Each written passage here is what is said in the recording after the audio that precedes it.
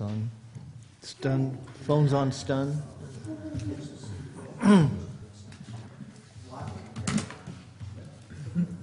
Where's Mr. Jeff? He's pouring concrete. He'll be here. Ready? Okay, call the meeting to order. Please join me in the Pledge of Allegiance. I pledge allegiance to the flag of the United States of America and to the republic for which it stands, one nation, under God, indivisible, with liberty and justice for all. Oh, that was much louder than usual. Well, welcome everybody to the Wednesday, January 24th CCWD regular meeting. Mona, will you take roll? Yes, Director Strain. Present. Director Davidson is absent. President Bowden. Here. Director Thomas. I am here. And Director Anderson. Here. I did speak with Jeff earlier today. He is planning on being here. He'll just be a little bit late. He's working on a construction project. Item number 2 on our agenda, public comment. At this time, members of the public may address the board on any non-agendized item. The public is encouraged to work through staff to place items on the agenda for board consideration. No action will be taken on matters not listed on the agenda. Comments are limited to 3 minutes per person. Do we have any public comment today? Boy, looking at the faces out there, maybe it should be staff comment. Wow. Not public. Oh. Okay, we have nothing on our consent agenda. We're going to jump right into new business. And look at item 4A is probably why everybody is here, I'm guessing. Item 4A is recognition of Teresa Tanaka for her service with CCWD. General Manager Dave Egerton has this item. My microphone's on. Thank you, Mr. President, members of the board.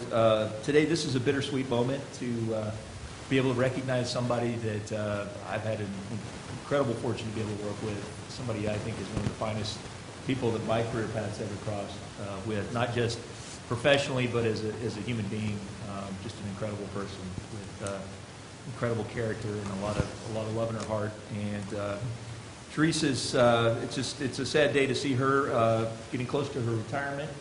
But I couldn't be more excited for her. It's something she's earned, and it's time she has with her family and her grandkids that I only hope to be in the same position at some point myself. So with that, I'd just like to recognize Teresa, who's been our Director of Operations, by reading this resolution that the board will be asked to adopt, and we'll present it to Teresa.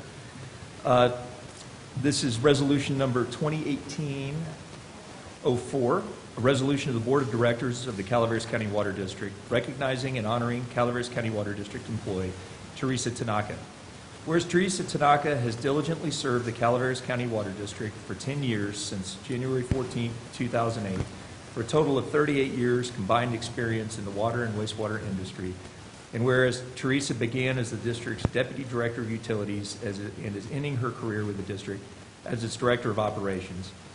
And whereas during her tenure, Teresa has been an integral part of the district's operations department, contributing to the daily field operations and a number of critically important projects of the district, such as, and this is just a few of many, many things that she's been a part of, the new Vallecito wastewater treatment plant and the Ebbets Pass Reach 3A water transmission line project. And she has served the district as the district's point person with FEMA, related to all reporting requirements for the expense recovery associated with the Butte fire and the 2017 winter storm disasters.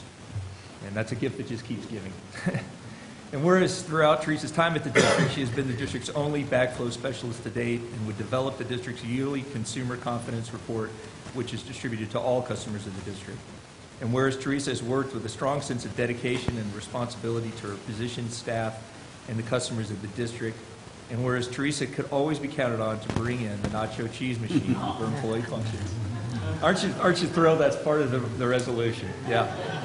But it has been a very important morale booster, I can tell you, and it's operating right now in the break room if you'd like to have some today. Now, therefore, be it resolved that the Board of Directors of the Calaveras County Water District hereby honor Teresa Tanaka for her 10 years of service with the district, Be it further resolved that the Board of Directors and staff of the district wish Teresa all the best in her retirement activities. Passed and adopted this 24th day of 2018. And with that, I just want to again say thank you so much, Teresa. You've meant the world to this place and to me to be able to work with you, and it's been a lifesaver as we've made the transition with the retirement of our last Director of Operations. So, and I know there are a lot of people here who probably want to say something, and again, I just thank you so much. So, with that, I will turn it over to the board. Well, thank you, Dave, and again, congratulations. I spoke with you yesterday, Teresa, and heartfelt congratulations, and I envy you going into retirement. This is an action item if you want to, anyone have? Make a motion? Anyone have a motion to make? I'll make the motion. Okay, we have a motion. I'll second it. We have a motion and a second. Any discussion here at the board? Comments? Comments? At this Just- point, I can remember the day that Teresa joined CCWD and how honored I felt as a board member to welcome a woman to a very high position with CCWD. And all you did, Teresa, not all you did, but what you did was show women in the industry that we can do it. We can do it, all of it. And so I thank you for all of your service, and especially up in Ebbets Pass at Reach 3A that we've been talking about for years. But anyway, thank you so much, and we'll certainly, please don't forget us.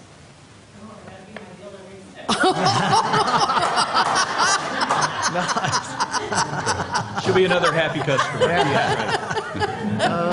Good to hear. Thank you, Teresa. Gift that keeps on giving. Anybody? You didn't negotiate that?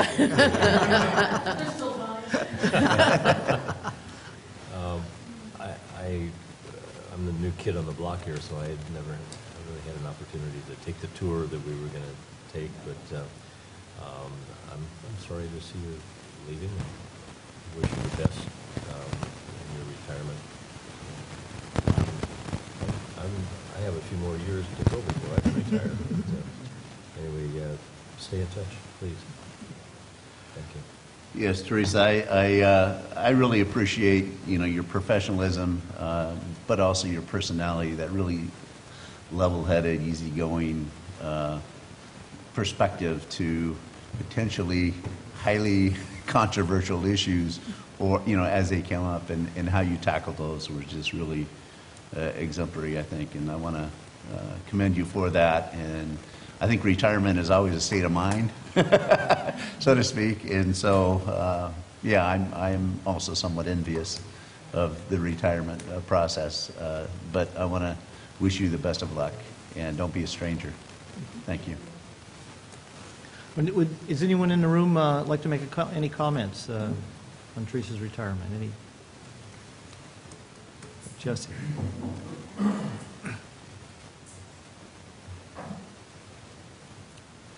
Thank you for opening this up, President Rauterman.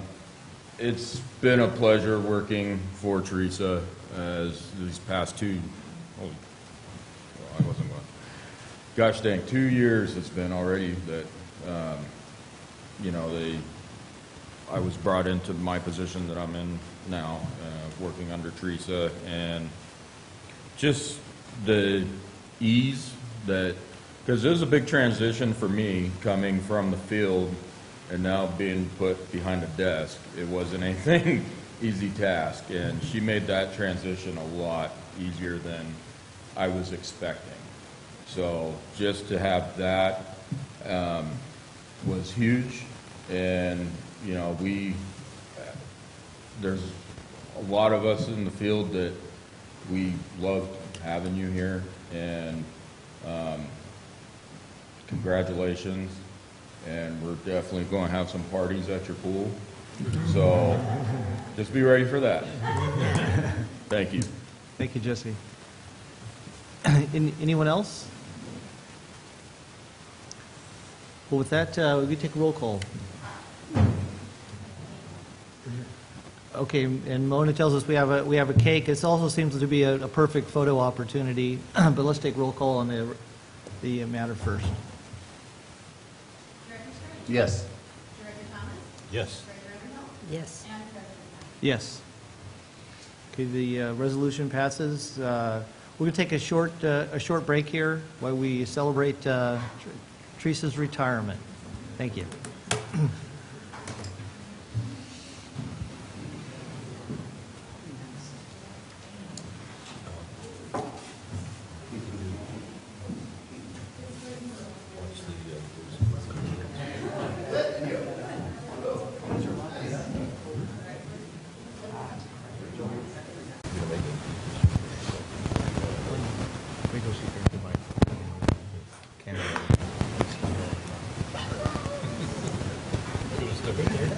How's it going?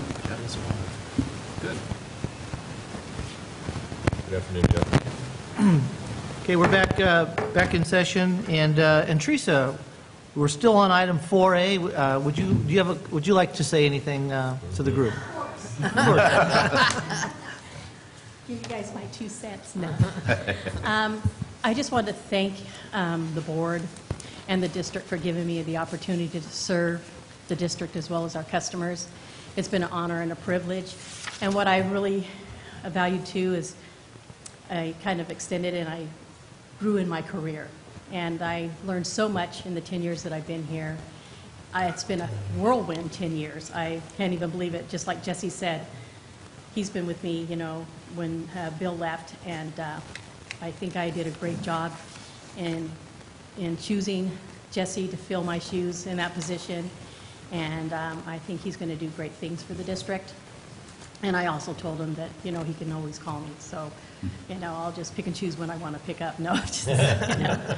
But it has been an honor and a privilege, and I've enjoyed the ride. And I am looking forward to retiring. When I first decided, it was kind of scary. But because that's all I've done all my life is after high school is work. And so this is new. And so it's a new chapter, but I do, like I said, have grandkids to look forward to. I've got a son that's in the water business. He works for Metropolitan Water in Riverside.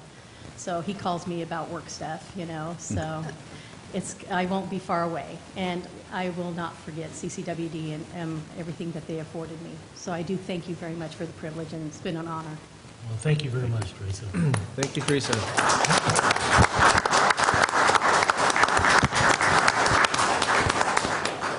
I sincerely think that the honor is here at CCWD.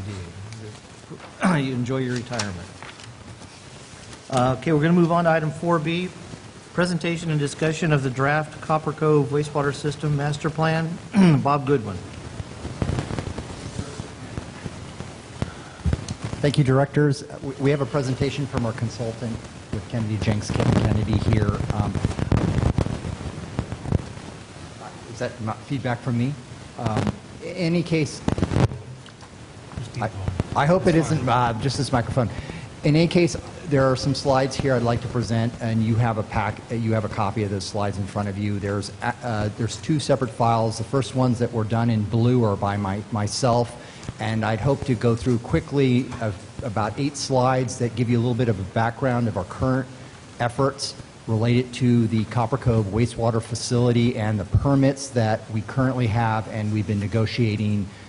Myself and Jesse and Teresa have been working quite actively behind the scenes to get new permits in place for the facility we have today.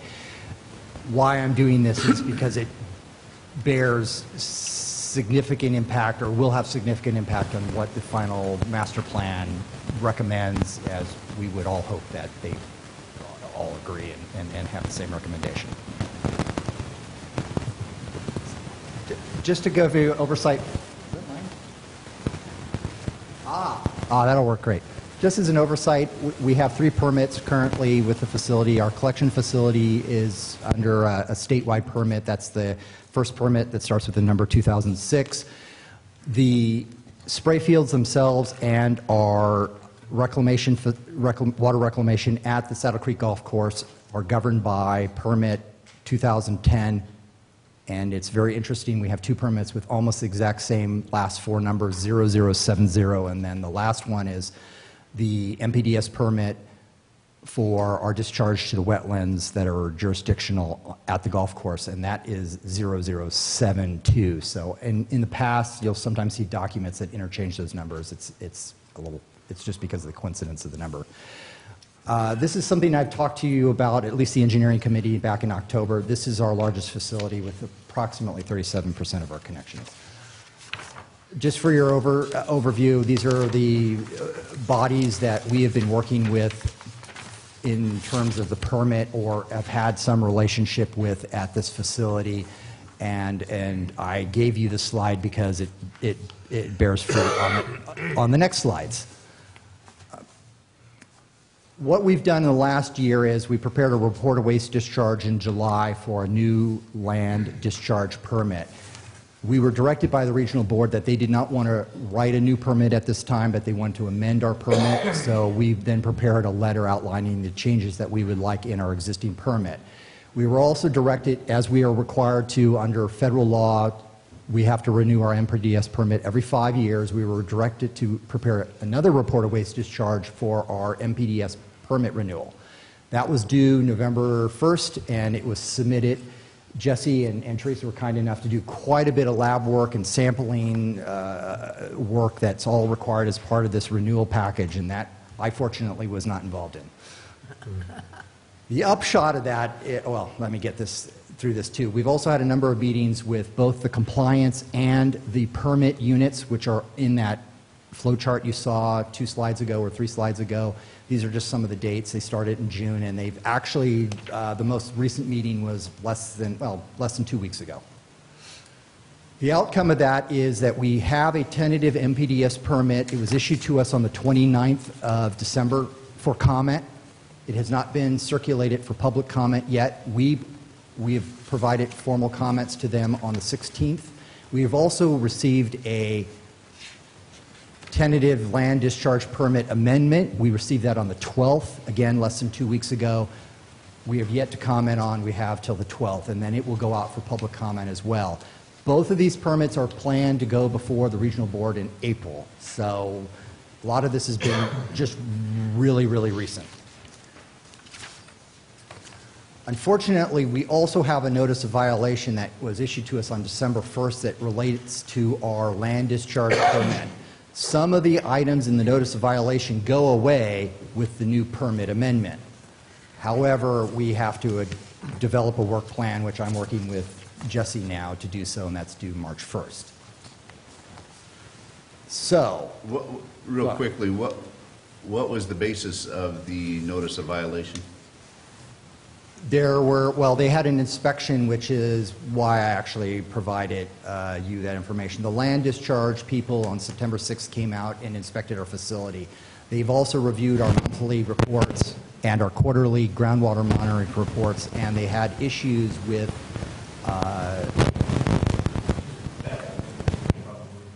or maybe it's fine touching the cable. Okay, so they had issues. Go ahead. They had issues with the with groundwater contamination with respect to primarily coliform nitrate in our effluent in Pond 6, effluent levels of nitrate in Pond 6. Interestingly enough, they also cited some of our upgradient well or upgradient monitoring well contamination, which is not our responsibility, but it appears in the notice of violation. And they wanted us to develop a work plan. So the purpose of me trying to explain this to you is that I'm aware and staff is aware of these issues, and we're trying to make sure that the final product of the work, the master plan, and the recommended project improvements address the notice of violation, address the new permits that we have, which I, in parentheses, said interim, because they will ultimately be revised as the facility expands and grows.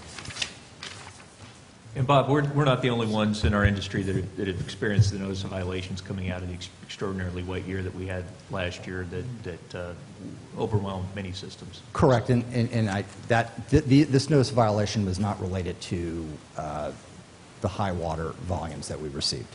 But So they found through the groundwater chain in one or more monitoring wells, Yes. high coliform in nitrogen. that they attributed to our facility.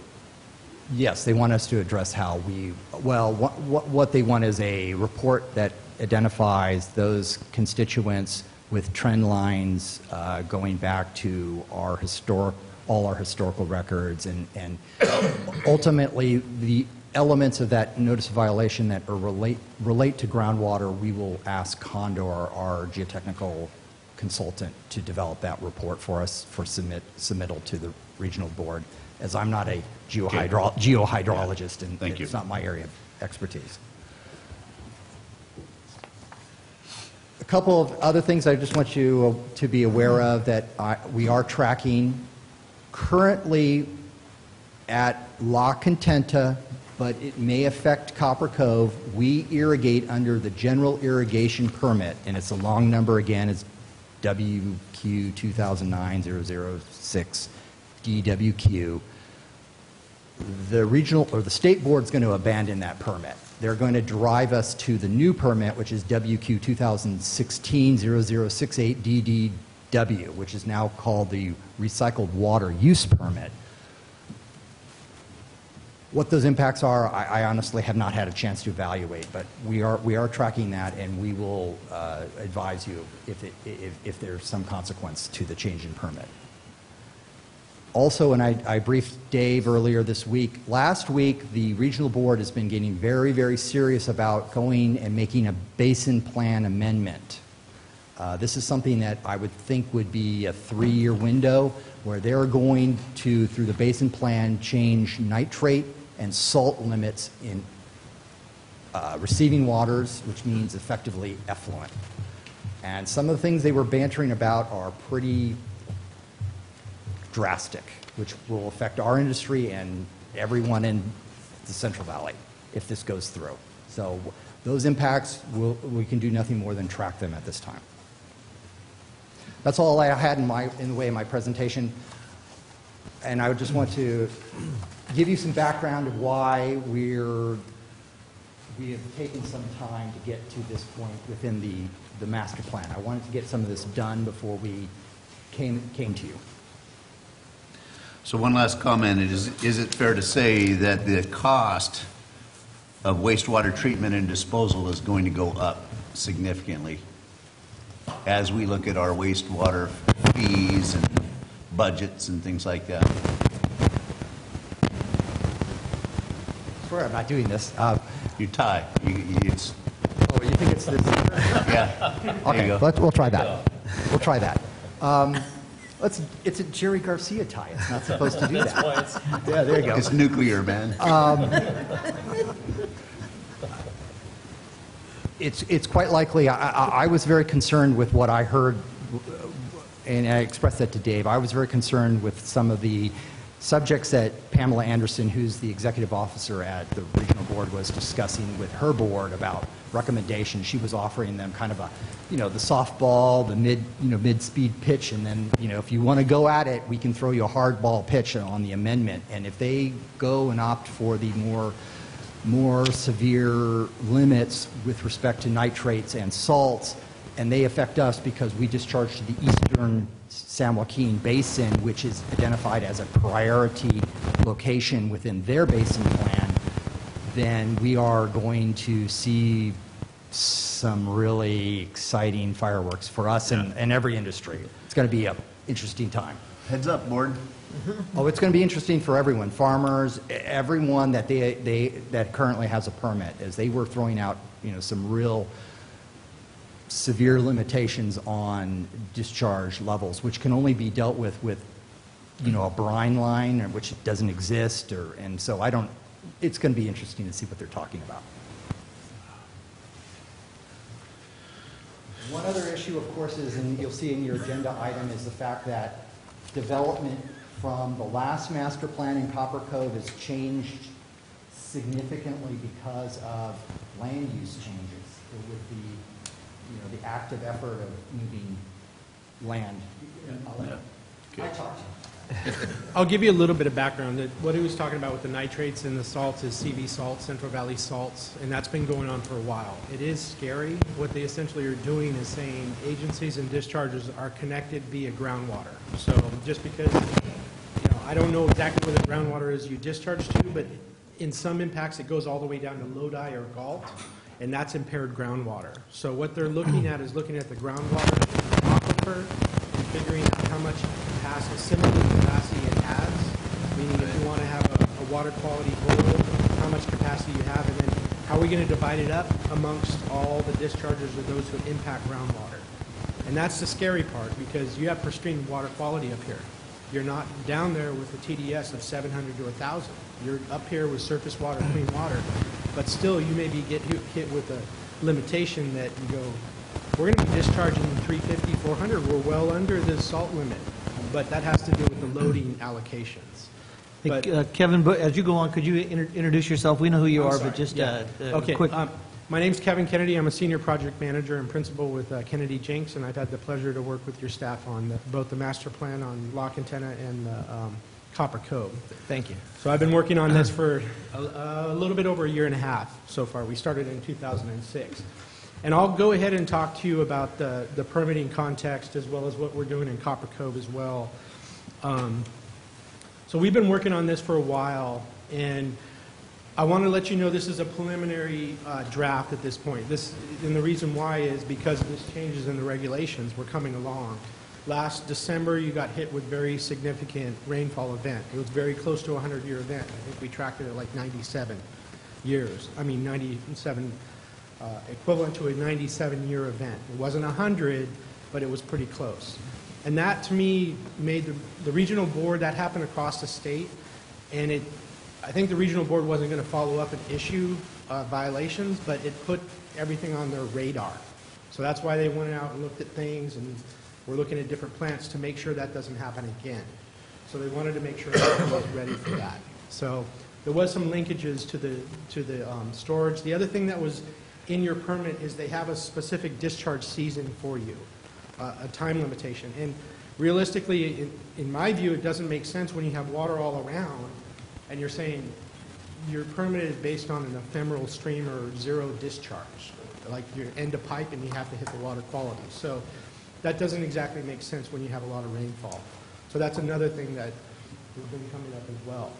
So let me get back to this, and I'll bring the context in the permitting as we go. In terms of what I'll be talking about today, I just wanted to give you an overview of the master plan, the goals and objectives, talk about your service area and your existing facilities, existing and future needs. We've done a preliminary evaluation of the facilities, but we need to regroup and talk about the context of these permits and plug that in as well. And we've done some alternatives, costs, comparisons, and so forth. And then if you have any questions or any items you want to discuss, we can entertain those as well. So the master plan goals and objectives, it's to accommodate planned growth. What we do is basically go through and look at your general plan and other items, characterize your existing contributions, and then really what it comes down to is what's coming down the pipe, how much development you have coming on, and what does that mean to your facilities. The idea is to develop a series of cost-effective and phased improvements. We don't want to just go out there and say, well, you got to build a 5 MTD plant over here, because we understand what that does to development. It doesn't help it. So ideally what you want to do is phase incremental growth to respond to development. Ideally, you would get to the point where you're just building what you need as you go, but it's difficult with wastewater treatment plant because they're more modular. The other thing is we want to plug this into your updated upcoming capital and financial plans as well. And we don't want this report just to be on the shelf. We want it leveraged and used and referred to in the future. So some of the presentation objectives we'll be talking about is the existing service area and projected growth. And then those two, I apologize for that, but they're basically the same. We're going to be comparing the alternatives to increase the capacity and giving you an idea of the cost numbers. Now, please keep in mind the costs I'm going to be presenting are based on your old permit, which was based on an effluent-dominated stream or ephemeral stream. So this is, and it also is going to look at build-out. So it's going light speed from today to build-out, and that's what those numbers represent. It's not an incremental phase, and then 2 years from now you have that same bill. So just the context is important. So we'll talk about service area and facilities first. This is a map of your service area, and essentially you have, it doesn't work, okay. So The black outline shows the different service areas. So up at the top on the north area part, you have Copper Mill, which is a small town center. And I wanted to point out at the very beginning that service area in particular, it's not connected to your existing collection system. And actually, that sewage gets trucked to your wastewater plant. So that's a concern because you don't have a system that can build and attach to it. So development on that side, that's kind of like, what are we going to do with the long term? And ideally, you may want to figure out a cost-effective way of plugging that in, or maybe that doesn't get developed as rapidly, or there's a different approach to it.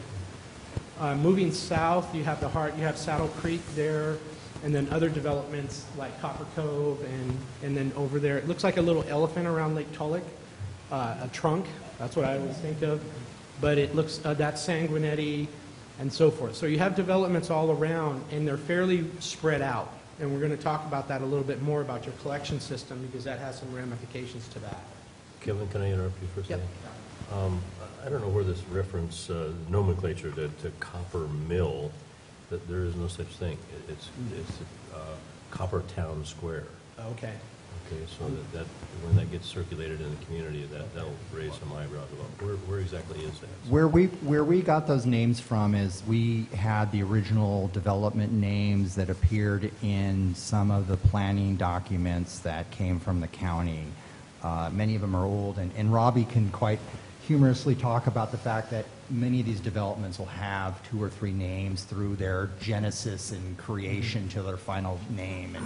And it's really, we can correct this. It was just an oversight. I didn't think it was too significant, so I didn't comment. Well, it isn't overly significant, but this is going to go out for public circulation, and it just should, in my opinion, it should be named what people identify the project as being.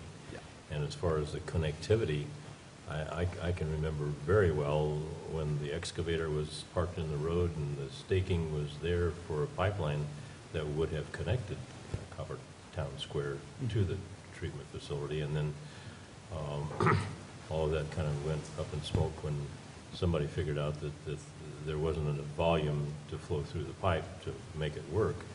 It was my expectation that had the development that the supervisors rejected, quote, without prejudice, there was another several hundred houses that could have and should have been approved there, that once they were built, it would have provided enough flow. So I think that is, you talked about an elephant trunk down by Sanguinetti's property, but that, to me, is the elephant in the room, is the developer there.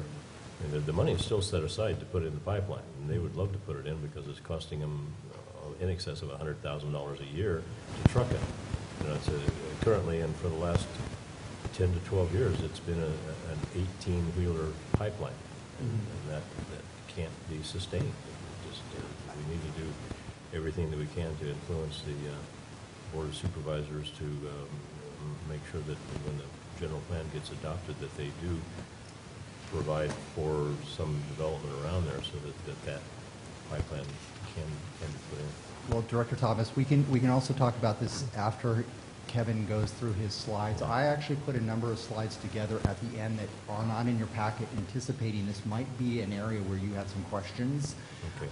I had to direct our consultant as to what I thought was the feasible limit of development within this community based upon everything that I'd seen and read and heard. And one of the most problematic things that happened was, it's the Oak Canyon Ranch. When it disappeared, which is 3,300 acres of land that's between essentially the Saddle Creek property and the town center, everything that I'd read implied that was all going to be an integrated collection system, and the cost sharing would be divided between the developers that were along that alignment.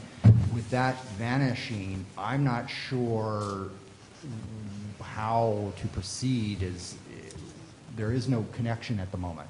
So we can talk about that after Kevin finishes with his presentation.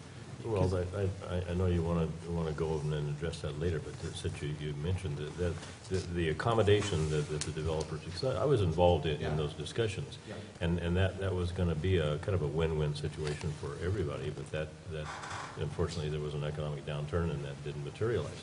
But I am 99% certain that the monies had to be put up to put the pipeline in. And I know that Councilman Cook was shocked and dismayed that they weren't able to, the contract was issued to the contractor to put the pipeline in, and you know, at the risk of being overly redundant, I can still visualize the stakes in the road going down the middle of Little John Road, and all of a sudden, oops, it didn't happen. So I don't think, I think that we should be looking at is quantify the amount of additional water that needs to go down that pipeline to make it work, and somehow figure out how to get that accomplished, whether we turn the water spigot on and we flush out our freshwater lines. So I don't know. And I can certainly go over that with the rest of the board after his presentation, and I'm happy to go and follow the direction the board gives me with respect to handling that development in there. And again, I have some slides that can address that after Kevin's Okay, thank you. talk to you. Okay. And then we'll get those developments changed. I'm sorry about that they're older names and so forth. So currently, you're serving about 1770 equivalent single-family units. And then when we look at your historic average dry weather flow, that ADWF, you've been in the range of 0.15 to 0.18 million gallons per day, which is 150 to 180,000 gallons a day. You're currently about 160,000 gallons per day. And I'll talk about the capacity in just a couple minutes. In terms of existing facilities, this is where I'm showing the map. This is something important and unique about La Quintana. A lot of your systems, you've got about 19 miles of pipelines and force mains and 32 lift stations. So when you look at this is a very long system for the number of ESFUs, and you're around a drinking water source. So that's something that's important and a high risk. I know you've been doing some improvements on lift stations and getting pipes out and making the connections differently to improve that and reduce the potential for sanitary sewer overflows. And you also look at where the lift stations are being positioned relative to the lake and slope and everything and how much storage. So I think that's very important, because the one thing you don't want is sanitary sewer overflows in this area, and that's the vulnerability is there. And then so to me, when you look at this system, it's not just about the wastewater plant, but it's about the collection system, and is it being maintained, is it in good shape, and is there a high risk of SSOs? So this is an area we need to go back and work with your staff a little bit more to allocate funding to make sure that that's being repaired and replaced properly. So that's an important thing. Copper Cove Wastewater Treatment Plant, that's over there on the left-hand side. It consists of a pond system, and I'll go through that a little bit more. And then you have the Saddle Creek Golf Course and a seasonal NPDES discharge. So your rated capacity is 0.23 million gallons per day. So again, I'll repeat, your average dry weather flow is 160,000 gallons per day, and you have a capacity on the board based on your permit of 230, which is about 70%. So you're using about 70% of your capacity, theoretically. That's based on previous estimates and so forth. So in terms of the wastewater treatment and storage, you have a series of 4 ponds, ponds 1 and 2, and then ponds 4 and pond 6. And then from there, you go through a recycle water facility and then out to Saddle Creek Golf Course. Currently, your permit requires nitrogen removal. Like I mentioned, it's based on an ephemeral discharge or end of pipe discharge. You have low nitrogen and ammonia limits with this.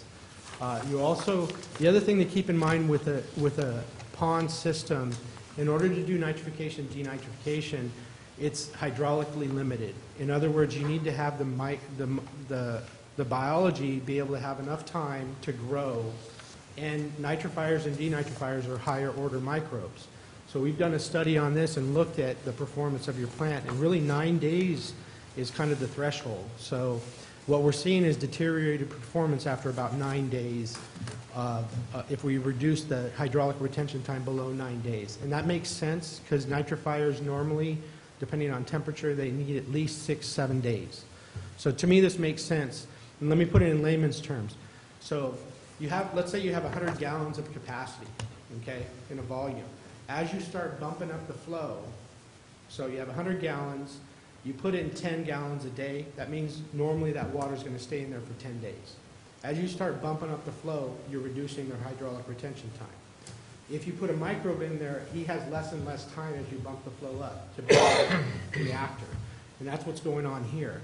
Once you hit a point of 9 days, it's almost washing out the nitrifiers. And it is a step function. It's not a, hey, it's just gradually decreasing. No, no, no. It's boom. Nitrifiers turn on and off. What if you put more substrate for them or increase the aeration to get more nitrogen gas escaping? There's a limit. It's a chain reaction between a couple of microbes, and the denitrification step is the limitation. So to me, even if you're pumping in more air, that's the nitrification step. You still have to go through the denit, and that's the limit Right. there. So in some cases, it may help if you add more air, but in some cases, you're still limited by the denitrification. And then you mentioned substrate. You're talking about food, or are you talking about media? Media. So nitrifiers like to adhere to things. In Right. other words, they like to stick to stuff. They're not more like BOD removal or normal microbes that like to float around in activated sludge. So they have a preference to be on substrate. And that's one of the alternatives we talked about is how can we phase it? And that's what we're talking about, is I've thought about a couple ways. In my mind, I'll just cut to the chase. You almost look at trickling filter media, and it's basically a cube of, to me, they're shredded up old tires that they make into different cross-flow media that allows the flow to go through. And what it is it's an area where the microbes can grow and adhere to, and then you can add air on the bottom. And you control that air. You can turn it on and off, so you create that cycle. And to me, the other beauty of it is it's phasable. You don't have to put in the whole, Right. all across the board. You can put in some here and there, and it stays there. It's not influenced by the hydraulic retention time. So with this facility, with the plant, last December, you experienced high flows coming in, and that's what was really pushing the plant and the performance. So to me, that hydraulic retention time was going down, but if you had something like the media or substrate in there, that would help you a lot. The other way you can do it is have a recycle back Yeah. through there, but you're moving flow, and it's not just 20%, it's 3 or 4 cube. So it's a lot. In other words, if you're coming in at 10 gallons, you could be recirculating 40. So there's a lot of energy to be able to do that, and you have to pump energy in. So in other words, there's a lot of ways to do this, and we're trying to look for the most cost-effective and the ones that have the best benefit for the characteristics. The other thing going on with the recycled water plant is it has a nameplate capacity of about 1 MGD, 1 million gallons per day. And I'll show you some flows in future flows, but when I characterized the plant and the peak flow, I came up with about 950,000 gallons. So you're right under that wet weather flow. Last December showed that it's higher than that. And with the recycled water facility, how the water was managed, unless you can put all the water out, you've got to store it somewhere. You've got to put the water somewhere. In other words, if you're coming in at 1.25 MGD and you only can put out 1, you got 0.25 going somewhere, and it's got to go in a pond somewhere. And what ended up happening is some of the flow, the schematic theoretically is to go from pond 4 over to the recycled water facility and into pond 6. But if your recycled water facility doesn't have enough capacity, you have to take that water out before you treat it through recycled water and go into pond 6. And that means coliform. The recycled water facility removes coliform. So it disinfects, and that's how you get the hits of the coliform in the pond 6. Because you're putting in secondary undisinfected effluent in pond 6, and then that leaches into the groundwater, and that causes the high groundwater levels. So it's kind of like the hydraulic retention time is bad for you on the nitrification, denitrification, and then the high flows are bad in terms of the recycled water capacity. And what that ends up is you get water in pond 6 that has the potential to cause groundwater impacts. Okay? So that last statement, pond 4 and 6 storage and blended feed, what that means is instead of having pond 4 to the recycled water facility and pond 6, you have to go pond 4, some to recycled water facility, some to pond 6, and then blend the feed to the recycled water facility. That, you can spend a lot of time, and the pond 6 is big, and you can grow algae there. So that causes more problems in terms of feeding it to the recycled water facility. So there's a lot of interlinked problems here, and it has to do with capacity limitations and how much water you have coming in the front door. So existing and future needs, we went through and looked at your unit flow factors. Your standard is 195. We looked at the average. I think your average was just under, it's about 106. So we were using 110 gallons per day per ESFU for future projections. That gives you about a 4% cushion, which isn't a lot.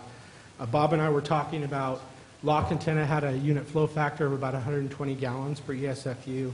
So maybe that gets bumped up a little bit and gives you a little bit bigger cushion, but that's something that we're talking about. But the flows and loads I'll be showing you are based on the 195 and the 110. So infill and future connections, this is another thing that's going on. So Bob mentioned that he coordinated with the Calaveras County Planning Department, and we leveraged the general plan update that was from the 2016 land uses. Currently, you have 1770 ESFUs. You're looking at about adding 1350 ESFUs for a total of about 3120. So you're looking about growing by about 40–45%, somewhere in there. So it's a significant amount of growth. The other thing to keep in mind as you look at the size of those parcels, it's not just you're adding homes here and there in small parcels, you're adding chunks of land. And so when you look at this area, and we were able to take the last December flows and look at the I&I across the system. And the older system has higher I&I. But as you add these big chunks of land in, it's important to not repeat and have high I&I contributions in those areas. Because we went and used that, and you're going to see kind of disproportional flows, and that has to do with the I&I contributions associated with it. Let me add one other comment. Since our master plans are being done by two separate consultants, the definition of infill and development are somewhat arbitrary. It's what they decided to call a certain development. You know, if it's big enough, it's a development. If it's small, it's infill, but it really is a development. So don't get confused by those terminologies. Do switch a little bit. The numbers change between the two master plans based upon what, you know, quote, is an infill versus development. So the system wasn't designed to reduce the I&I? No, it is, but as the system ages and also what's important is how well they were constructed. Right. I mean, to me, you can put a brand new system in, and if you don't have a good contractor that worries about the joints and takes care of that, it's not. So I've seen both cases, so that's why inspection's important. That's what it comes down to. Construction inspection, making sure you're focused on not allowing I&I in. And this, our entire collection system has been TV'd by our collection system, and they repair leaks both at joints and in manholes as they're identified. But in some cases, it's not on our asset. It's actually, it's the lateral coming off the private property that has the problem, that the flow is coming in off something that is not our asset. So it's virtually impossible to fix. But this past December, it gives you the opportunity with the lift stations, as long as you have some type of flow measurement or record, it gives you the ability to chase down and compare areas where you have I&I and focus on the highest ones, and then work your way down. So I went through and did that for on a large basis with the hope that, you know, as we get lift stations more and more, you can divvy it up and look at specific sewer, what I'll call sewer sheds or whatever a lift station serves. So these are the flows. I'm mainly going to concentrate on the average dry weather flow, but currently you're at 0.16 MGD. The peak weather flow we looked at, and that was from December, was about 950,000 gallons per day. My understanding is we looked at your lower, I call it lift station 21 or 22, but The final report will have some revised numbers. I have some that Kevin doesn't have that will change his table. okay. So there's a higher peak flow coming in. And you also look over there on the right, those peaking factors are going up, the 2.21 and the 3.56. Those are big numbers, and it's not just proportional to percentage. It's not just a 40% bump, and that has to do with the land area, the service area growing significantly, not just the number of ESFUs. You're serving a wider area. So roughly, you're going to be growing flow-wise from about 0.16 up to about 0.4. What we ended up doing, I didn't really go through in the numbers and say, okay, let's design a plant specifically for 0.42. We used 0.5 for sake of discussion because these numbers were bumping up and down, and we were trying to get those right. And I said, let's just use 0.5 for this first cut for an apples-to-apples comparison and see what kind of technology would be out there and what the rough order of magnitude costs are. So this is the regulatory requirements. Bob went through this. So we went through and looked at these. You do have very stringent ammonia limits on this, and then total nitrogen as well, and that's carried forward in your other permits as well. So this, this is older information, and we need to update it based on your newer permits. And then an evaluation of existing facilities. So here's the sewer collection system. Existing is about 2,100 acres. You're going to be adding 1,340 acres of land. So that's where I'm getting at. You're not just adding connections, you're adding significant amount of land. And in your study, how far into the future are you looking? We're going build out. So to me, when you see that map over there and you see the highlighted development, that's what we're saying is growing. Within the service boundaries that we identified. There is no build out there. You don't have a specific time frame, though. No, I would say, it's out there. Because again, similar to La Quintana had a growth, I think, of about 1% to 2%. And if we apply maybe 2% to 3% here, it's going to be out there. I mean, it's going to take a while. It's beyond 20 years, probably. I can do the numbers, but I'd guess 40 to 50 years out. Okay, thank you. This is not next week. Right. So again, I just wanted to touch on it. We used the 2017 wet season flows to project the flows and then estimate I&I contributions. Some lift stations, what happens is the flows exacerbate. Basically, how the system runs is it runs from the Elephant Trunk all the way up O'Brien's Road and then hits up towards the north and then cuts across and then comes back down to the plant. I wish I had a pointer here. But basically, it makes a back, like a horseshoe coming around, basically starting out in this area, counterclockwise, coming up and then down. Okay, so it takes so sewage down in the Elephant Trunk takes a while to get over there. And as you move and go up, the flow rate's increasing just from the contributions. And it culminates on lift stations 21 or 22, which those are, when we look at the capacity of those may need to be upgraded in a little bit because those flows are close to your capacity. Okay, so then this is the wastewater treatment plant. So this is a schematic of how the flow is handled now. So currently you have an inflow pump station and a flow meter. You go through a screen, and then you have ponds 1 and 2, which are 2 ponds operated in parallel. They're aerated ponds. They have a lot of what I call splashers or mechanical aerators. And then from there, the flow is commingled, and then it goes to pond 4, which has a small aerator in it, and it's mainly set up for polishing or settling. And then from there, ideally, you would be able to send all the flow to the recycled water facility, but there's capacity limitations, and also the quality of that isn't always up to what I hear is the quality causes issues with the recycled water facility in terms of capacity. So there's a desire to send that water over to pond 6. And what that means is that secondary effluent, it's still unnitrified and it has coliform. And that's where the groundwater hits are coming from. So I looked through the groundwater reports, and this was one of the things that I, right off the bat, compared it to the anti-DEG and said, this could be an issue.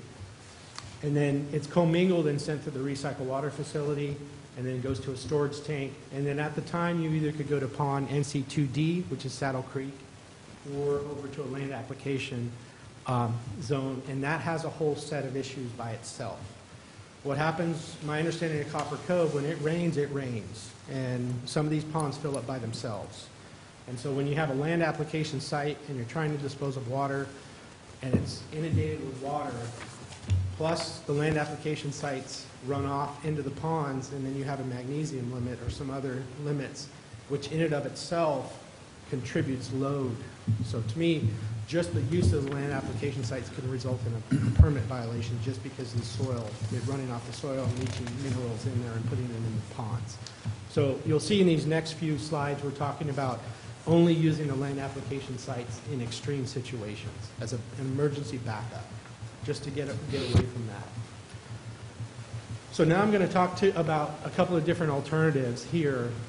So the first one is to enlarge Pond 6 and store more water, and the idea was to not have to discharge during an extreme wet weather event, and then go from Pond 6 over to the recycled water facility. This alternative would be enlarging the pond and then also lining the pond, so you can't have groundwater impacts, and then installing the larger recycled water facility. The other alternative is to upgrade ponds 1 and 2 and 4 so that you can do nitrification, denitrification, and then route what you coming out of pond 4 through the recycled water facility, and then go from there to either pond 6 or out to Saddle Creek. So this would get, hopefully this would get rid of in pond 6 you'd have a low total nitrogen and no coliform. You should have very little coliform in there, less than 2.2. So as an alternative, what if you ozonated or UV'd that water before it went into Pond 6 to remove our fecal coliform contribution? I think with the wildlife and all, you're still going to have fecal coliform in there, but if we could reduce or eliminate what we're claiming we can show is ours. I mean, all of this stuff is expensive, and I understand that, but... Well, Director Strange, our problem with this facility is that we're under two separate permits.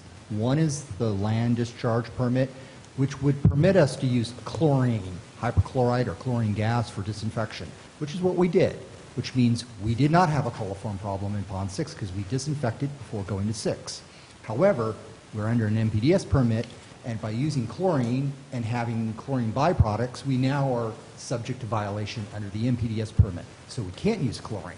That's why I didn't suggest chlorine. But the problem is with UV at least, the difficulty becomes UV is water clarity dependent, meaning you have to remove color and any suspended solids that would impede the light's transmission to the water, which means when you mention UV, you automatically have to filter. So it becomes a trickle-down problem of now, by using UV, we have to filter. So we have to have a firm capacity at the filtration facility, which means we have to have an extra unit available should it break, and that's not something we have. So the cost, and it's more costly to do that. Yes, and in this planning effort and all the permits, we are diligently trying to figure out how to build a better mousetrap in the most efficient way we can to serve our customers as well as meet our permit obligations. Okay, thanks. Okay, so that's Pond 2, or the alternative 2. And then we did a comparison and a rough cost estimate. Again, this is for build-out, and then this is your existing permit, which has a very low ammonia and total nitrogen limit. So when we looked at these, in terms of the wastewater treatment upgrades, alternative 1 is building more storage in Pond 6 and then upgrading the recycled water facility. So there's no improvements associated with the wastewater treatment plant for Pond 1, for alternative 1, excuse me. Alternative 2, we are talking about adding night. These are not, this is more of a conventional approach with a recirculation. So I have a new type of aerator in there. It is low energy, but it doesn't have the synthetic media. That's another option. And to me, what I wanted to do was, that's more of a conventional approach with the recycle. So I wanted to do a tried and true approach and put the cost together and then look at other options to drive the cost down. And what's the risk reward? I mean, you don't want to be serial number 0, 1, even if it's really attractive and cost competitive. So to me, I wanted kind of an apples-to-apples comparison on which way we should at least start heading and thinking about. So in terms of pond 1 and 2, it is expensive to add the night capability. I'm estimating about $5.5 million. If we go over and start looking at the recycled water facility, the capacity of that system, what I'm saying, needs to be upgraded. So in essence, you got to treat what comes in the door. And so as you add in more acreage and more connections, and that's why it's important to control that peak flow, because you have to size facilities for that, so that you have places to put the water. So that's pretty expensive too. We have a solids removal step up front. One of the issues there's a couple issues with the recycled water facility. One, you really don't remove solids. You take the solids out and then recirculate them back to the plant. We need a place, they settle in the ponds. We need a place to get rid of the solids and get them out of the system. So dissolved air flotation will do that, and then you have to have the ability to truck those off to a landfill. Get them out of the system, not just in the pond that'll come up and get disturbed by a peak flow again, and you'll have to deal with it 6 months from now. So there's got to be solids removal, and then a higher capacity recycled water facility. And then when you look at seasonal storage, there's an expansion cost, and there's also a significant lining cost. So that's added in there as well. We did this alternative analysis before the permit came out, so when we looked at this, to me, there is some, benefit between how it dovetails with the permitting. But when you look at the cost for alternative 1, it's a third higher than the cost for alternative 2. They're both high numbers, but again, these are build out, and I think with alternative 2, we can drive the cost down with other types of technology, and then get it to the point where it could be phased, because that's the important part. And then when we look at a comparison between there, if we look at cost, I showed you the cost, alternative 2 is lower. Regulatory compliance, I feel that alternative 2 is a better solution. You don't have the groundwater issues. You're treating it up front, you're getting rid of the coliform, you're getting rid of the nitrogen, and the water you're putting in pond 6 would actually maybe improve the groundwater as opposed to the opposite. And then environmental permitting. With alternative 1, you already have a permit to allow the enlargement of that pond. And so to me, the environmental permitting would be a little bit easier with alternative 1. And then DSOD permitting. As you enlarge that pond 6, there's more concern over, well, how is all this water being held back and so forth. Whereas the alternative 2 for pond 6, it just is more status quo. It doesn't get enlarged as much as the first alternative. So I felt like that had a little bit better on alternative 2. So all in all, cost-wise, everything alternative 2 looks a little bit better than alternative 1. And I think we can drive those costs down with other treatment options or strategies. So with that, I'll open it up with any questions that you have. Any discussion items? If I could just add one other comment before you start barraging us with questions. I felt it was very important that you get a snapshot of where we're at right now with the master plan. But in fact, we've only received these new permits in their tentative language, and they could be still changed by staff at the regional board within the last 4 weeks. They have not been considered in this master plan. It'll be very likely we're going to have to come back to you again with an update presentation of what we know now is going to be our staff's recommendation to you. So expect to see changes in this master plan and the contents of the master plan. That's all I have. Okay. So by taking, to me, alternative 2 looks like a much better option. But by taking the disinfected tertiary water from the recycled water facility and storing it in pond 6, there's not another treatment coming out of pond 6 to put it in a storage tank that's necessary. I don't see that on the diagram here. We can come right out of pond 6 and put it in storage tanks and then use it for irrigation? Yep. Okay. Once you hit permit, you hit permit. Okay. That's it, you're done. Yep, okay. So, it's an age-old issue. Fairfield Sassoon was the other one. They have a pond out there with a lot of wildlife and fowl and so forth, and regional boards come back to them and say, are you sure? And we already complied at this point. This is our point of compliance right there. Anything after that, we can say it's regrowth or it's naturally It's the occurring. geese, yeah.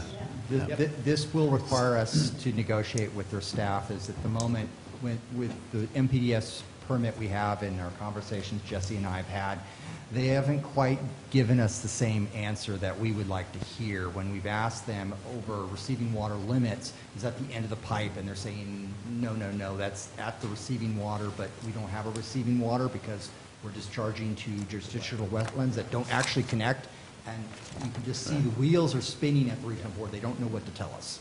They've already fallen off on some of them. So to me, what I end up saying is, well, where have we had outbreaks on recycled water? Why is this an issue? Where have we had public, I Right. mean, and it's not. I mean, my company has done studies on how many gallons of recycled water would you have to drink in order to get sick? And it's a huge amount. It's huge. And there's not a history of issues. So to me, that's the trump.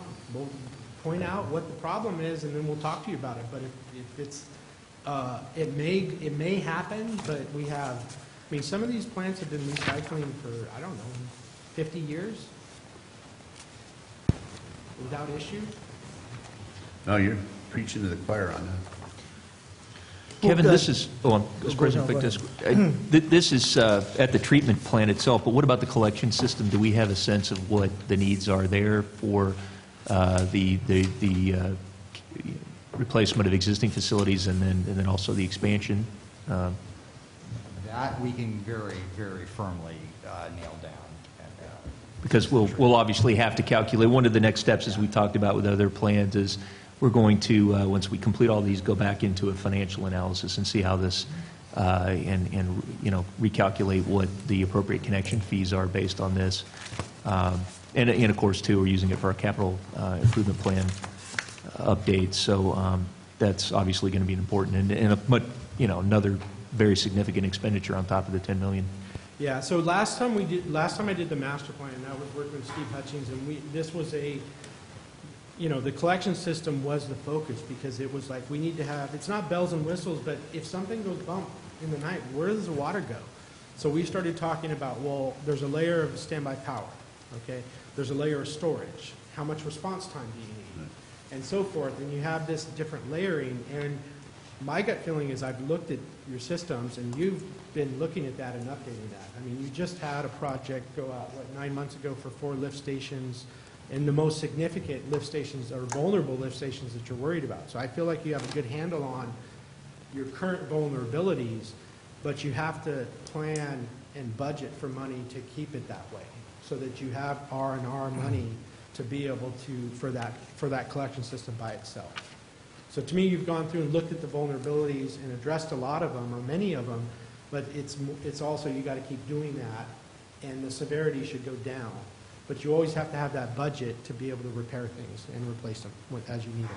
So is there any estimate of the I&I issues with stormwater getting into our system, and if we were to eliminate that, obviously at a certain cost, to reduce that peak storm event issues, then maybe a lot of this other stuff can get, you know, toned down a little bit. And so I don't know. I mean, You're correct. If we did not have, if we didn't have such a bad I&I problem in this area, much of our trouble would go away. go away. And so I guess part of that is that an alternative too, to analyze and budget for making those repairs, and what would that cost? Yeah, to me, you want to, as you're addressing the vulnerability of the collection system, you're doing both. You're looking at the I&I and that, and it may be that your high I&I points don't coincide with your most vulnerable, but at some point, you're going to get to it. You're going to get to that. I mean, I did a study for Russian River, City of Guerneville, that plant. That collection system is underwater, period. And it became, regional board, what do you want us to pump? We can pump the Russian River through the Russian River plant if you want, and if that's what it's going to take. So to me, that was the epitome of a cost benefit between I&I reduction and what do you want to treat, Right. and then how do you protect public health during those situations. So I understand what you're saying, and it's a trade-off, but part of it also is down to, are you doing the loop nitrification G-night, or are you phasing it with these building blocks as you go? I mean, to me, you're getting into intricacies of how you approach things, because one may come up with a different solution than the other. Kevin, if the I&I problem is occurring or starting on laterals that aren't on our property or not our assets, do we ever have an opportunity, or do we have an opportunity to ask that they be addressed, or is it cost beneficial for us to address other people's assets to our benefit? I don't know many places that go into laterals and start controlling laterals. I mean, to me, you're starting to take on that responsibility. I mean, you may want to do public outreach, and that's a pushback to, hey, we've got to raise rates, and this is one of the reasons why. So you just accept that much more intake is coming in off those lines? You don't accept, to me, it's a public awareness, and then you hope that folks somehow, if you're improving lines, you're letting folks know, hey, we're going to be out in this area, and if we can somehow dovetail, not do the work for you, but we're going to be digging this stuff out, and maybe it's cost effective for you to get contractors out here or something. But that's the benefit of pinpointing where I&I is. But I would have to do a little bit of research on what the lateral connection, or how to strategize with that. Probably 95% of the laterals were never inspected. I don't know when we started actually inspecting them. We are dealing with a lot of But legacy but problems. It's a recent deal, and it was after the last development boom, so to speak. So, you know, I mean, that in the future, you know, I believe we do have policy where we have to look at that trench and approve it. At least I believe that's the case. I suspect there are some residential homes that have their roofs draining into our sewers. I mean, it's probably true. And obviously, we Well, I mean, can't even discover just the that. connection from the house to our collection system, you know, those were never inspected, you know, back in the day. And certainly that's something we can do, we need to do more. I mean, they could be broken by, you know, landscapers after the fact. There's a lot of things that can happen. But the benefit is, if you can understand what's going on at a lift station, you understand that sewer shed, and you understand those homes. So then, to me, it comes down to, we've got to add storage there. How does that get paid for? Is it the district's responsibility of Copper Cove, or is it that sewer shed's responsibility? And how does that line up with the other sewer sheds? We don't have that data, by the way. You don't have the flow We don't meter have that data, that's the issue. You can't get to the lift We don't have station meters. level. It's wherever you have a meter, that's where you can pinpoint stuff. What, I want to thank both of you for your time today, and just what, my last question is, what is the timeframe on this master plan? And the, looks like there's a 30-day public comment section here, and then what? I would expect to, I don't think you can really, I have management here, they're my bosses, so I don't feel that we should be going back on the final until we get to the April regional board. Yeah, meeting. that makes perfect sense. I don't feel very comfortable until I find out. Because when we left the last conversation with the regional board, they gave us a tentative permit, and then we started asking very hard questions and go, well, management hasn't made a decision on that yet. And I'm like, oh, good God. So that had to do with the ES permit, and how are we, what is our location compliance? And so I don't know what the final line is going to be. And I've worked really hard with Kevin on these two master plans, and I wish I had better answers for you, but in my attempts I think, to present where we're at with regards to the permits, some of these we didn't even have 2 weeks ago. So it's that hot. I mean, in terms of the information that we received is so new, we have not disseminated what our response is going to be. Okay, well, again, thank you very much, and we know we'll see you again, and it won't be before or after April. Go ahead, Russ. You said that was your last question, it wasn't my last question. Oh, okay. I've been trying to search through here where it made reference to that lake that isn't on our property, but it's on Saddle Creek property. Is it NC2D? There are several lakes. There's one that's referenced as NC2D, which is also called Pond F sometimes in some of the documents. There's also Mitchell Mitchell Lake, Lake, which yeah. is Okay. a Well, that's the one that I'm talking about, because in this report, it said that Mitchell Lake was a tributary of Little John Creek. That's physically impossible for that to be true. Mitchell Lake is probably, I want to say 75 or 80 feet above the elevation of Little John Creek at that point.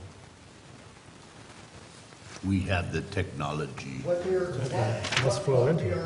what the report is publicly referencing is in the NPDS permit, the regional board in their findings will identify the facility's location by a area within their basin plan, which is usually going to be, in our case, will be either a tributary to the Colony River or the Stanislaus River or the San Joaquin River or the Calaveras River. And that allows them to identify what your beneficial uses are for the receiving water. In this particular case, they've tied our facility to Mitchell Lake. They've identified that the jurisdictional wetlands, which are approximately 9 acres in total, are tributary to Mitchell Lake. That may not actually factually be true, but that doesn't matter what I believe or you believe or what the truth is. The regional board says it is, and that is a fact. It says it's tributary, and it is. They're done. In other words, they're trying to chase, if it gets really, if it rains a lot and Mitchell Lake fills, where's the water go? It's in the watershed, it makes sense. And so they look at it that way, they try to get to the major water bodies, because that's where they have the beneficial uses established. They don't have them in the small tributaries way up here, so they want to get to those main water bodies so that then they can apply beneficial uses back upstream. Which are always accumulative, which means if you have cold water habitat down in the delta, it applies to you. And if somebody saw steelhead in 1942 up That there, applies. boom. Yes. Yeah, There's but still that was rearing before the power. current administration. So you can bulldoze all that stuff and be fine with it now. No, I get the impression it's going to be like the output. Yeah, there's some news coming out here real soon, unfortunately. Okay, did you have a question, Bert? Go ahead, Brett. Yes, you're talking, I'd like to know what lines of communication you have with the State Water Board. You keep saying that, they're clamping down on you or they're not listening to you. What do we have back and forth? I mean, is there anything formal This is, established, maybe I or- can speak to that, Director Underhill. That's, so, we have staff at the, most primarily the regional board would be, the Regional Water Quality Control Board would be the main point of contact. Right.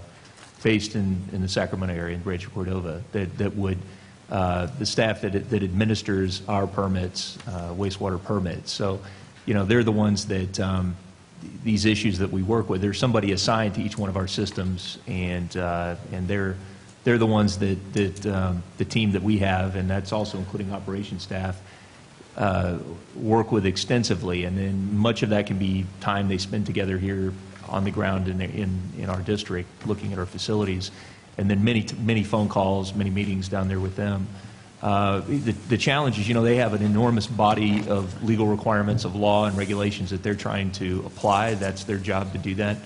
And so, that relationship that our team has with them personally is absolutely essential, and that ability to try to think of how we can work, how we can address the underlying need and meet the requirement under the regulation, but still maybe do it in a little different way that doesn't force us to do option one, or we have some other options that are less expensive.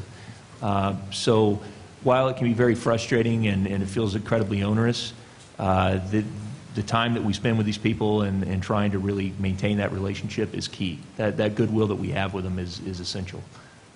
And anything else you guys want to add to that? But yeah, there's kind of the structural organization. Jesse and I are primarily right now the face of the contacts with respect to anything that pertains to wastewater and the regional board. There are 4 units that we basically deal with. They have the good cop, bad cop thing. There's the permitting group, and then there's the enforcement group. And that was due to legal action. They have to separate their own. And I feel somewhat pity for them. You work for the regional board as a staff member, you work within a strange world that's been created through legislation,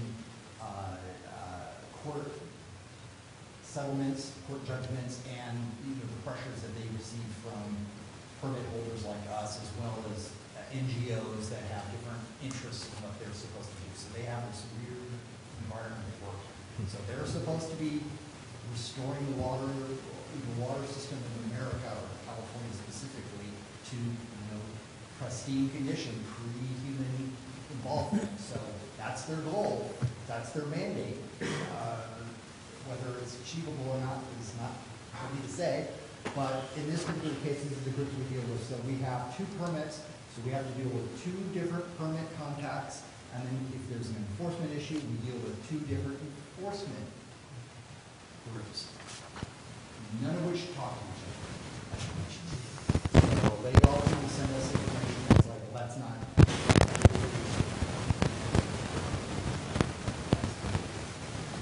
So many of these, we have to persuade or work with staff to try to come up with a solution that's mutually agreeable, and then that has to be presented to their board for adoption, and that's in a public setting, at a public meeting. So all of this is happening with all the other stakeholders aware of what's happening. So groups that monitor for other considerations, non-governmental groups, for example, that look at different environmental considerations, they're all aware of what's happening and the information that we have to, like with our permits, I was going to ask you guys how many different constituents we have to test for, say at the copper plant under these multiple permits, all the different chemicals and metals and everything else that are part of the sampling that we do. So that sampling that we do at a large cost and a lot of labor time to do that. Those are ongoing reports that are being presented to the state to show whether or not we're in compliance with our permits.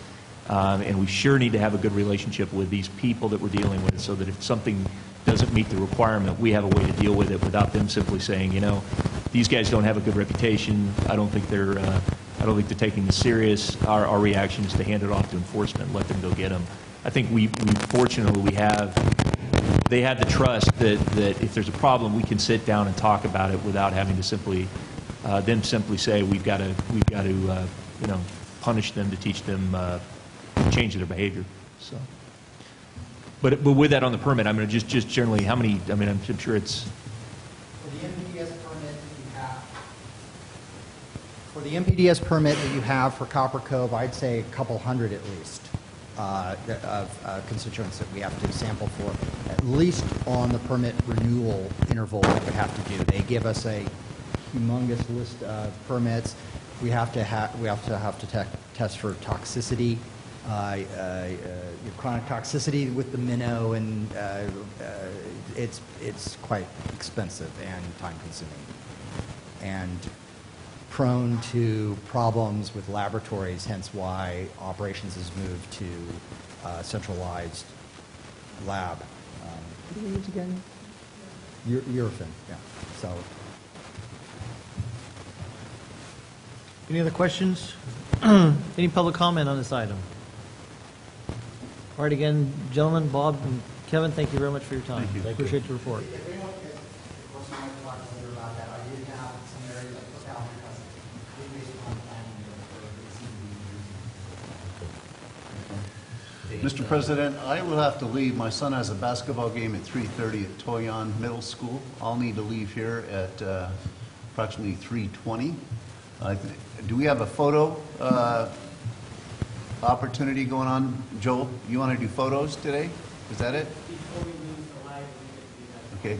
So could I suggest possibly taking a break for photos and then coming Okay. back? And Director Davison, you're going to be leaving at 3. I think I'm going to leave after the phones because I don't want to be right in the middle of Okay. something. But I've got concrete on the ground. I'm going to finish it up.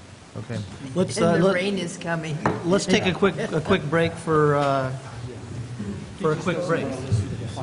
Sorry, Jeff.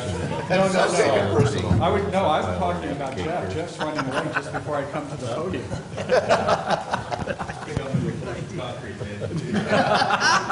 Yeah, it's supposed to be on the little. When he puts on a suit. I know, I asked him, shouldn't we just call it Fake Town? Can we call it Fake Town on our maps? I don't think he likes it. No, he didn't appreciate that. Okay, we're back in session. We're on item 4B, or 4C, the review and direction of the fiscal year 2017-18. Our financial guru, Mr. Jeff Meyer. Thank you, Mr. President, members of the board. The item before you is our quarterly investment report, and we are asking you to receive and file this report. This report is a standard report we give you every quarter. And so, and when you look at the forecast, you look at the numbers, there really hasn't been much change over time since the last report. As far as the feds are concerned, they bumped up interest rates a little bit. We see a little bit more return. The forecast is maybe some increasing rates. We're not sure when that's going to happen. So in a nutshell, really what happened is we had a net increase of $769,000 in revenues, our cash position from September 30th to December 31st. The big reason for that is our costs go down during that time frame because we've already paid out our debt service obligations, which happened in the first quarter of the year. This is a reflection of revenues increasing over time. We did experience about $62,000 worth of investment income over that time frame. Rates have gone up. LAIF has gone up to about 1.3%, so we're realizing more revenues in LAIF. However, looking long term, we're going to start being able to diversify. The question is when, because we know interest rates are starting to go up. If you get locked into long-term investments, over time you may be losing income opportunities. So there's going to be a balancing act on that. Are you talking about these funds that are going to mature this year? That and what we do in LAIF, because there are we can look at agency funds and munis to get a little more rate of return, but you pay a premium for those, and the question is, do you buy a 2 or 3 year muni or agency that may give us 185 or 190 at this point, but within 12 months, LAIF is even above that amount. So we're going to be watching the markets closely for the next 6 months. From what we hear, the feds are going to have 2, maybe 3/4% increases over the year. For us, it translates into higher revenues. We're on track for revenues this year because when we prepared the budget, we anticipated some increases, but moving forward, it's going to help our budget bottom line because we're going to get more investment revenue.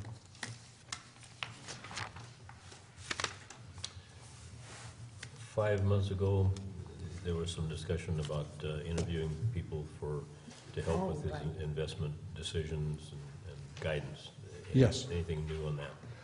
Actually, I attended a class last week put on by the State Treasurer's Office on investments, and it's an advanced investment class. I've taken others, and from what I've learned through that, the connections I made, and actually one of the presenters was Chandler Asset Management, and that was one of the ones that is interested. I believe that at this point, unless we do active management, which is buying and selling of investment assets, meaning buying and selling bonds and such, we're really better off if we're going to do a buy and hold to keep it in-house, because the fees that they charge, I'll more than make up for it in that additional revenue we'll make. Because they have to, if you look at it, their additional revenues, less their fees, I believe I'll be able to beat that. But right now, with an increasing rate environment, it makes it a little bit more challenging. Okay, fair enough. Jeff, with the days to looking at what we could possibly do with some of the municipal bonds or other investments, what do you think? You know, we've got a lot, obviously, in a 6 to 12 months maturity is the vast majority of our investments right now, and that's because LAIF. But what would be kind of the sweet spot, do you think? Is there one to have more in the longer term investment? I mean, ideally, would we have, instead of having 78% and 6 to 12, we might bring that down a little bit? Yes, our goal is an average of 2 to 3 years. However, that being said, what we're going to be doing over the next several weeks, Patty and myself, are going to be looking at our cash flow requirements over the next 12 to 18 months. In particular, the cash flow related to our CIP program, because that's where our biggest cash flow needs are. And then what you do is you match up your cash flow needs with your maturity dates. creating a strategy saying, I know I'm going to need $5 million, $6 million for the Reach 1 pipeline project, and kind of strategize when you're going to need to make progress payments, so we will step our investments in line with that. So if let's say in July of 2019, I'm going to need $5 million to pay for construction. If I have a couple of investments, I will target that maturity date. And then that way, you're matching your investments with your cash flow needs, and that will help drive the length of the maturities. So in reality, in short term, I mean, being concise about this, when you do that type of analysis, the length of maturity will obviously lengthen. But the other flip side of that is you're always concerned about buying and locking into investments when you have an increasing rate environment. The key to that, though, is your investment, the value of your investment may depreciate when you're looking at mark-to-market, the market value of it. But the investment income, your earnings you're going to get, won't change. Let's say I buy a 2-year note that locks me in at 2% interest. That interest rate is not going to change. The value of that instrument may change as interest rates go up. It's not worth as much, but I'll still get my principal. I'll still get all the investment income. But when you look at the market value of that particular investment, it'll show a decrease. And that's when you look at these reports that we have to show market value. And that's the balance that we're all going to need to understand is, I'm not going to lose money. I buy a $5 million bond at 1.9%. I'll still get my $5 million at the end of the maturity, at the end of that term. I'll still get all my interest. But the value of that asset, based on market values and based on the reporting we have to do, could show actually a loss, if that makes sense. It's not going to be a loss we'll realize, but for reporting purposes, since we have to show market value, that will come about. And how long is the engineering going to take on our Reach 1? I mean, so that we can spread our money out for a year, year and a half? That's what Charles is working on right now. He's going to be coming back to your board on an updated 5-year CIP plan, showing that when we're going to be building and constructing, we've got the Techite line, we've got the pretreatment plant in Jenny Lynn, which we have to pay for first and then get reimbursed. So all those are going to be factoring into this. The easy part is factoring in salary and benefits and our ongoing costs and our debt service. It's more along the timing of the capital projects. We just heard in the last report that we can take the $6 million that we have in the capital improvement for the Pond 6 raising and put it somewhere else. To another project in Copper. Yes. Yeah, the $6 million we didn't have yet. That's probably going to help us in how much we have to borrow. Yeah. Yes. Well, just it's worth a try. Okay, this is a discussion action or discussion direction. Are you looking for specific direction at this point? Just to receive and file. Okay. I think he needs to take another class. Keep going to those classes. No, that sounds good. Yeah. Very good. Thank you. Thank you, Jeff. Okay, you have a direction to accept and file. Now comes the fun item. We on to the next item? Yes. Item 4D, discussion action regarding mid-year budget review. Take it away. Mr. President, members of the board, this is also a receive and file action for the mid-year report. Cutting to the chase, we're going to require no budget adjustments at this time. We're anticipating higher than projected revenues, but we're also projecting higher than anticipated expenditures. So it's pretty much a break even. A wash. Yeah, it's a wash. So to be able to meet some time demands here, I'm going to go through this presentation rather quickly because the first few slides you have it before you is just a recap of what we did in creating the 17-18 budget. We're going to go over the budget assumptions, take a look at the revenues, expenditures, capital outlay, and debt service, which makes up the operating budget. We're going to look at year-end revenue and expenditure projections. I'm also going to take a look at the 17-18 CIP, just review what's in it. I'm not going to go through and tell you what year-end projections are going to be at this point. A lot of that has to do with planning of projects and when we can break ground on a number of these. And also take a quick look at the 18-19 budget process and some of the challenges we're facing. Taking you back to last year when we approved this budget, a couple of the key things to remember. We had to do a number of things to balance the budget. Right. And we have to remember those because it's critical because we use some one-time balancing transactions and revenues. We deferred the first year payment of the admin building loans, $570,000. We used for 17-18 only, transfer the 15% of the property tax that normally goes into our special project fund to be able to balance a budget, and that's about $410,000. We continued to rely on reserves to help fund capital outlay and water rights, and we also included money to complete the cost of service study, which is what we need to get back on track. Here's some of the assumptions on the revenues. We anticipated revenues were going to be down a little bit because of, and this is down from the prior year budget, not necessarily actuals because we're going to be able to compare that. But we were rather optimistic the prior year of consumptive revenues on the water side. That didn't materialize, so we scaled that back.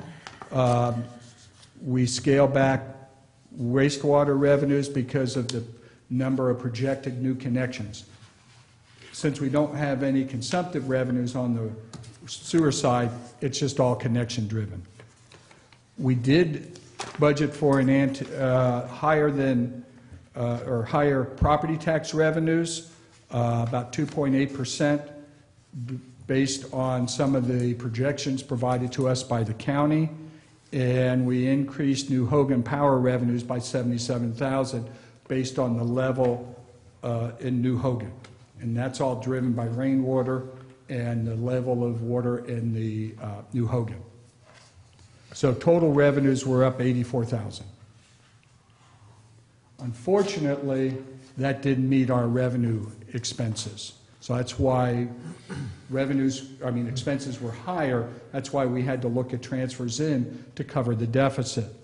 That's why we brought in $80,000 from water rights, $180,000 from the special project fund for capital outlay purchases. That's vehicle and equipment purchased mainly by utilities. We brought in $555,000 from capital R&R. This is to cover staff time spent on those projects. And we looked at $118,000 from CIP for the funds. Those are the expansion funds for similar type of work. Mainly those were for the master plan updates for which you saw the Copper Cove sewer master plan update. Those are paid for by the expansion funds. And that's what we were using those funds to help fund the staff, mostly Bob's time, because he spends a significant amount of time on that and also the costs associated with the consultants. We do budget our debt service in the operating fund. These are the loans, the Umpqua loan, the USDA loan, the BBVA loans. So we transfer in money from those funds that provided expansion funds for the BBVA loan and the R&R funds for the Umpqua loan. We also brought in just under $100,000 this year for the USDA bond that we issued for the REACH 3A project. And down at the bottom, remember we did have a funding gap that we're using special project money. Its source of revenue is the property tax revenues, the 15%, and we budgeted $410,000 for that. So we used a lot of one-time transfers and deferrals to balance a budget. We cannot continue, but we knew that coming in. Here is the budget.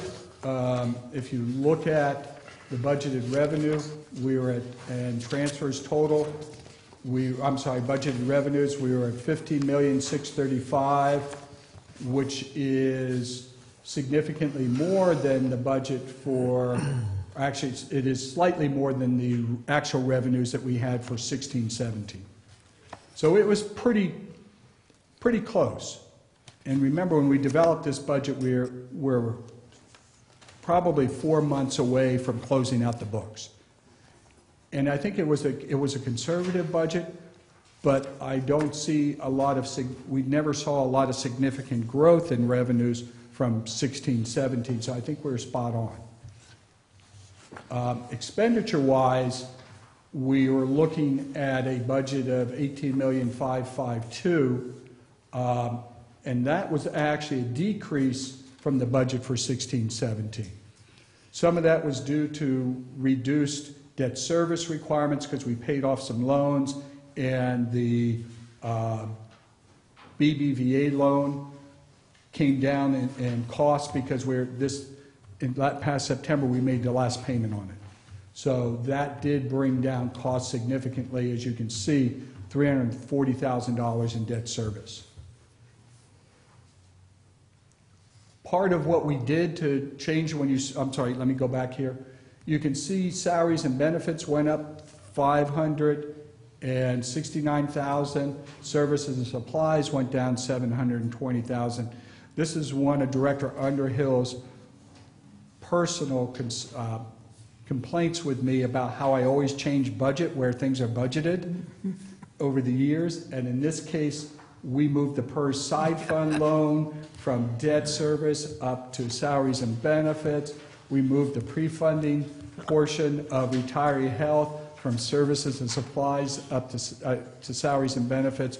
So the cost didn't decrease, it's how we allocated it. We also looked at, we had to increase lab services for additional testing requirements. That was brought up in today's conversation about the sewer master plan.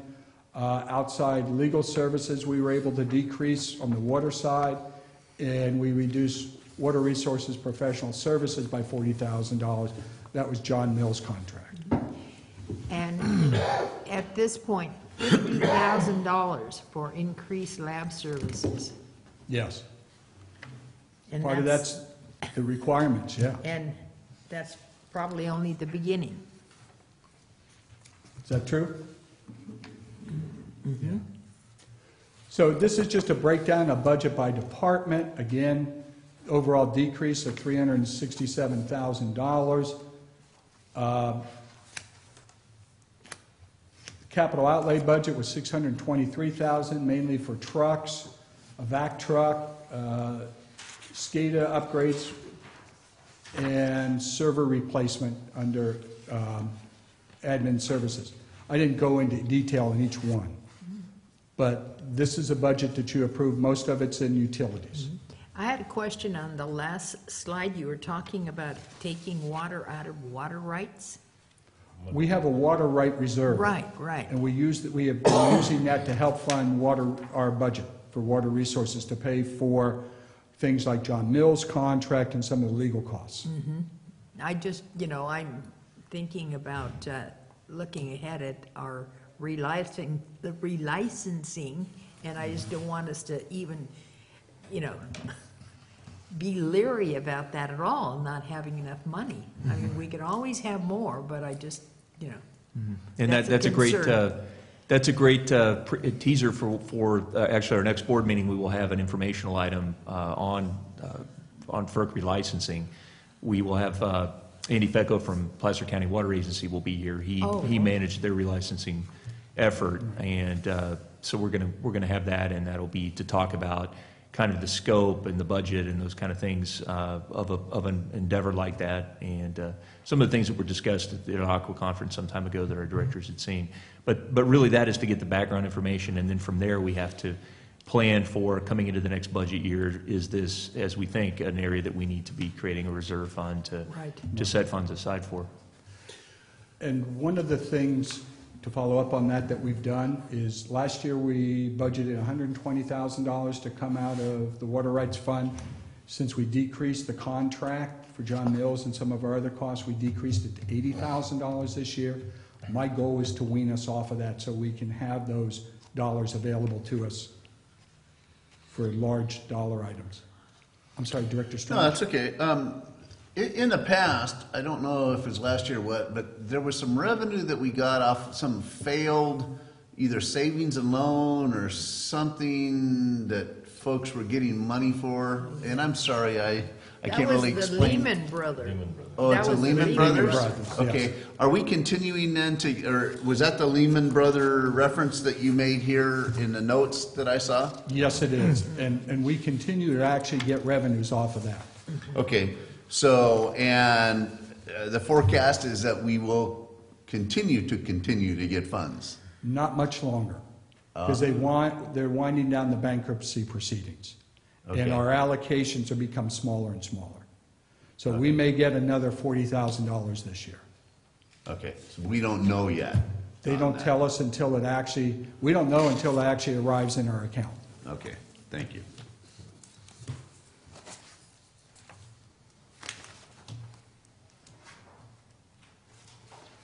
This is just a summary of our debt service schedule and our obligations, showing you where we stand. The original, the balance of our debt as of June 30th, 2017, the end of the last fiscal year, was $12.7 million. At the end of this fiscal year, it'll be down to $10.8 million.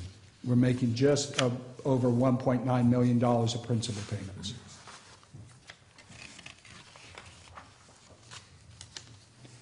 So moving on to actually where are we at mid-year? Remember, as of the first 6 months, this as the four columns that are set up here. Left column is the original budget. Next column over is as of December 31st.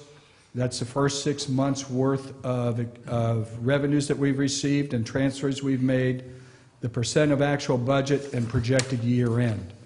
One of the things as we take a look at, some of our revenues are really cyclical or actually timed to receipts from the county. Property tax revenue, standby fees, they come in 3 increments. The majority of them come in January, February for the first installment. Second installment comes in May, and then we have supplementals that come in August. So that's why you see zeros there under standby fees and property tax, because as of December 31st, we did not receive them. However, we did receive the first installment this month, and that's allowed us to make a projection on property tax revenues. All in all, when we take a look at these, when we're looking at operating revenues, which is water and sewer rates and other operating revenues, we're pretty much on track to what we budgeted. In fact, we're looking at maybe a little bit higher on the water side because consumption has been just a little bit higher than anticipated. Sewer rates are basically on track. We've had fewer connections than what I anticipated, but we shouldn't be too far away.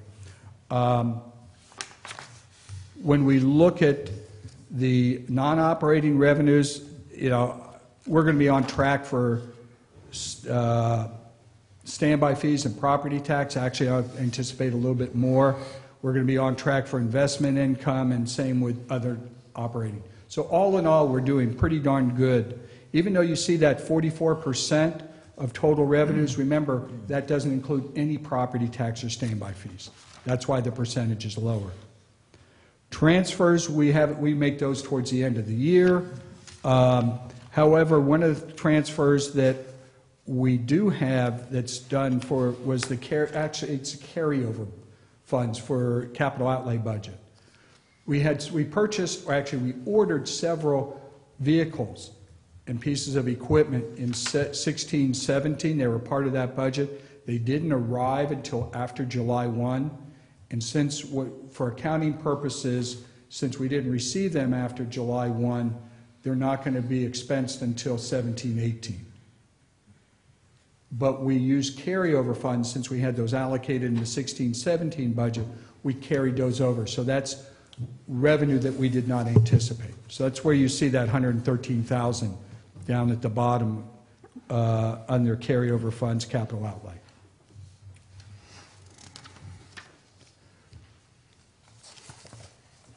All in all, I think we're going to, as a summary, operating revenues are going to be a little bit higher. Total year-end revenues, and these are operating revenues, I'm looking at about $122,000 over projection. Most of that is higher than anticipated water revenues and consumption revenues. Non-operating revenues, looking at property tax, being about $100,000 over budget, which is great. We do have some one-time grant revenues coming in, and that was through the rainstorm events from last year that affected the Reach 3 area, the bridge that we had to put in, and all those costs associated with that. Those are one-time fees. We didn't budget for them because we don't usually budget for reimbursements. And overall, we're looking at about $213,000 being over budget on the non-op revenues. In total revenues, non-op and operating, we're going to be $335,000 over budget. When we look at the transfers in, we're going to be approximately $21,000 under budget. That's an offset because we haven't met our targets for staff time spent on R&R projects, whether it's the pipeline replacement project to date or some of these other projects, but we offset that with that $113,000 worth of carryover funds. That's where we get the $21,000 under budget. So the net effect is we're still going to be about $314,000 over budget when you look at revenues and transfers in.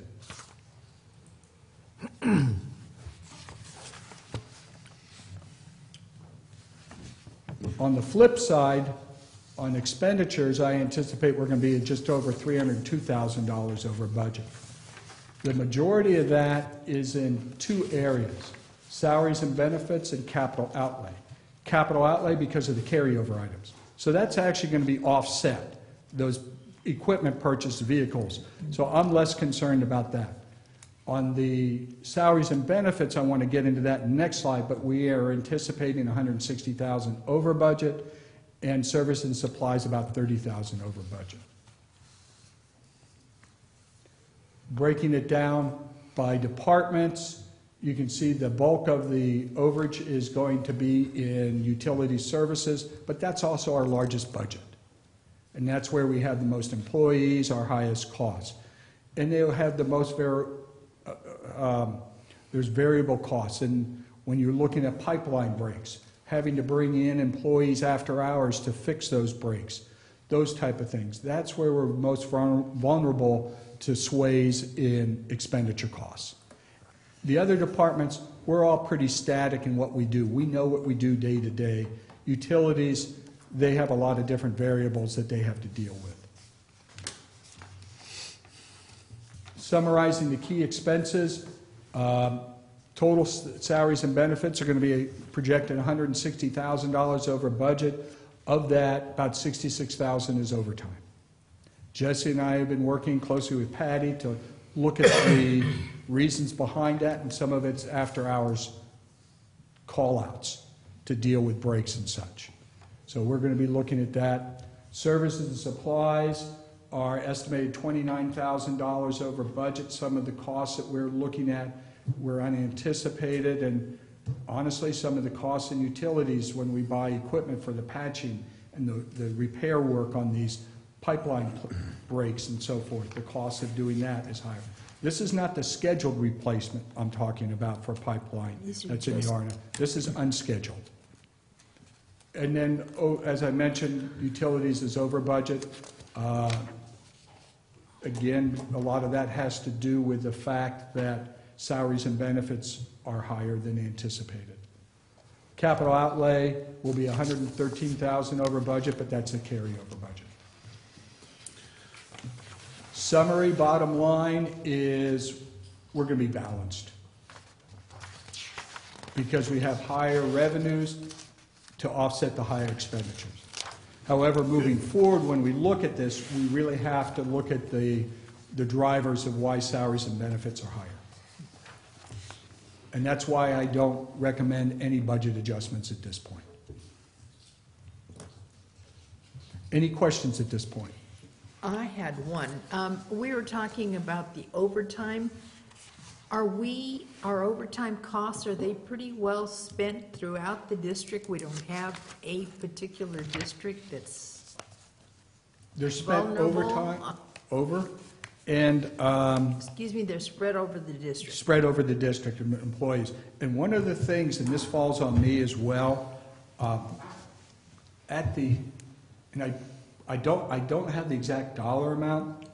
At the beginning of each year, towards the district by policy pays out comp time, compensation time earned.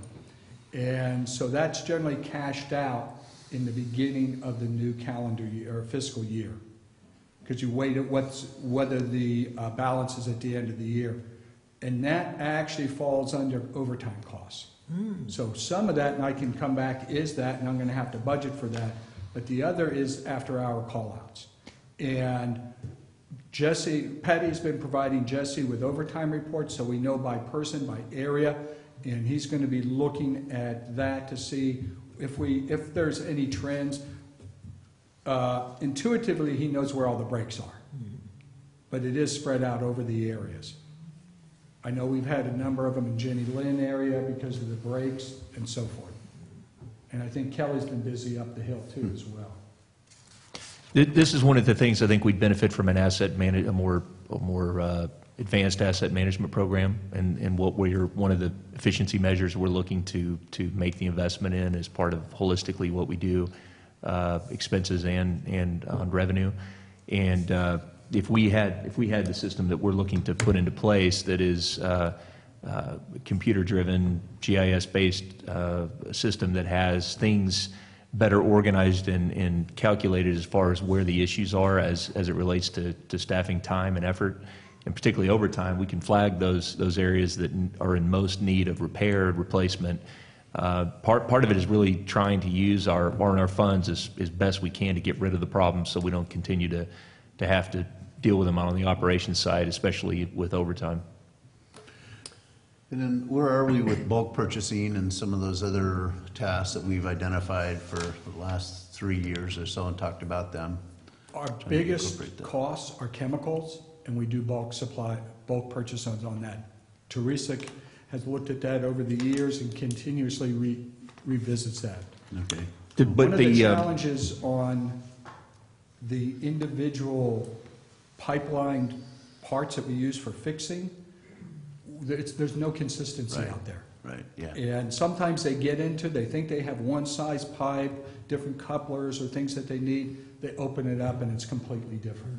Yeah, okay. And that's also another one of the measures that we're going to be putting into place, and that's the centralized purchasing. It's part of that. Good. Something that you said a few moments ago, that the personal time off, or the reconciling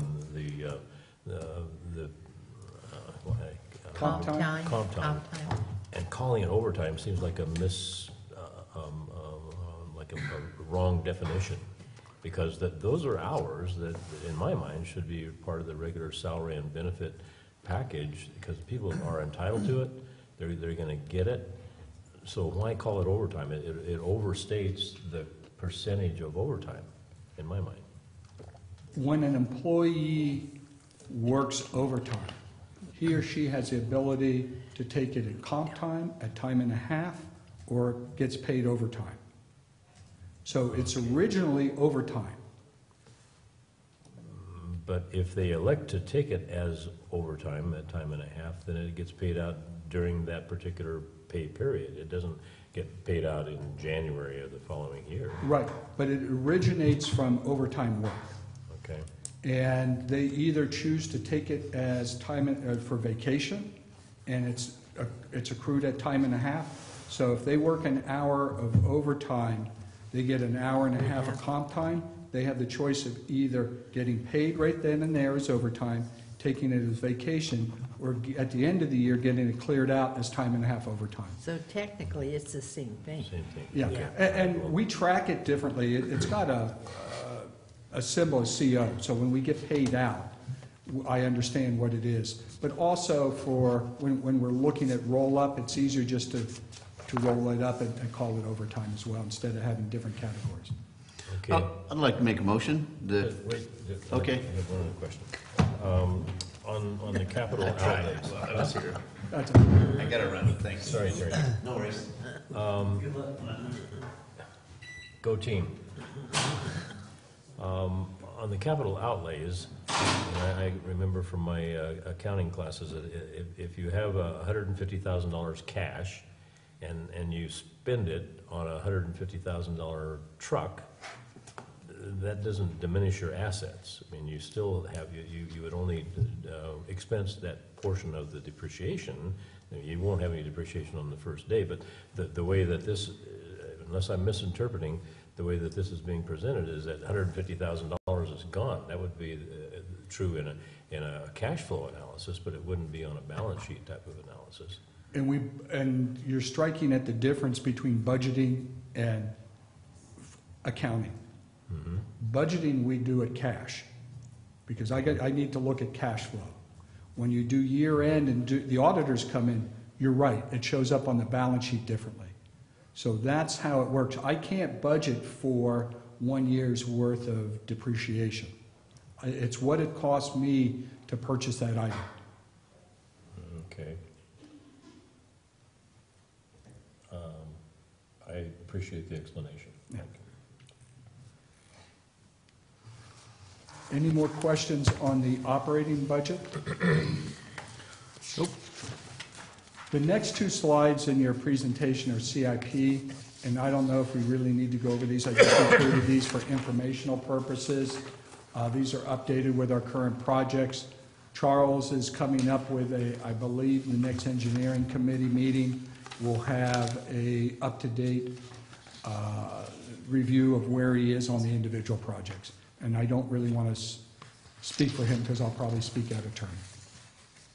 But these are the projects that are currently underway. As you can tell, though, we have a significant number of projects out there, both on the water and sewer side. But if I take a look at this, I guess I really want to look at one item, one column. And that is the columns, I should say, on the far right. Let's look under the CIP water projects. We have budgeted cash flow a little over $9 million for this year in projects. $650,000 comes from expansion funds, $5.5 million come from R&R, and $2.8 million come from grants. We try to leverage grants as much as possible, and that's where we've been fairly successful. But the bulk of our projects funding comes from R&R funds. And you can see the same thing under the sewer side. So that's one of the things that we're looking at as far as the funding. What I look at, how am I going to pay these projects? Charles comes up with his wish list, and then I have the heartache and the headaches of trying to fund them.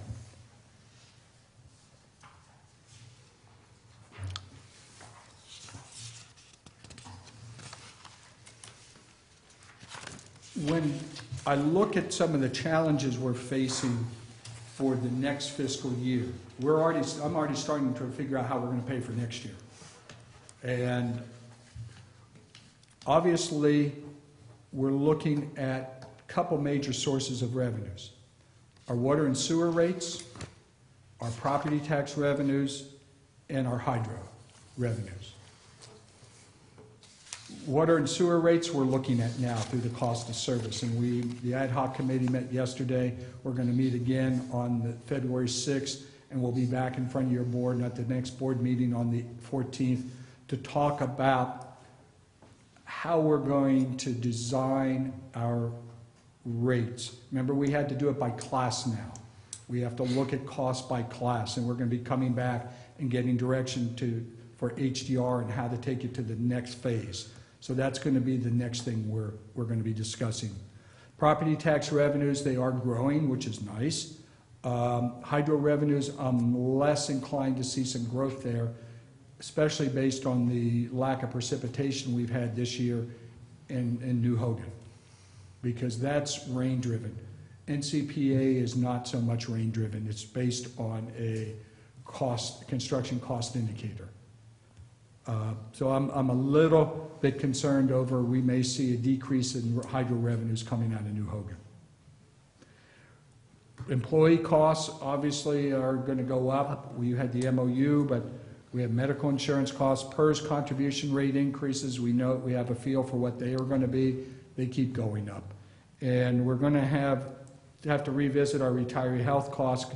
We have to have every 2 years we have to have a new valuation, and we're hoping to have that done in time for this budget cycle, so I'll know how much more, what type of costs we're going to have associated with that. Back under medical expense costs, was it 2017 where the rates stayed the same, or they? For the most part, they stayed the same. Okay. Because we have multiple plans that we use. Right, right. Yeah. And it was, so my anticipation, and based on what we see coming out through Covered California and some of these other costs, we're seeing increases there. We may be seeing increases. We know what it's going to be for the 6 months. The first 6 months, it's the second 6 months we're trying to project, because we already got the cost for 2018. It's just the second half of 18-19, which will be January 2019 through June 2019, that we're going to have to estimate. So it was the same? For the it was, yeah. So we're not going to see significant increases.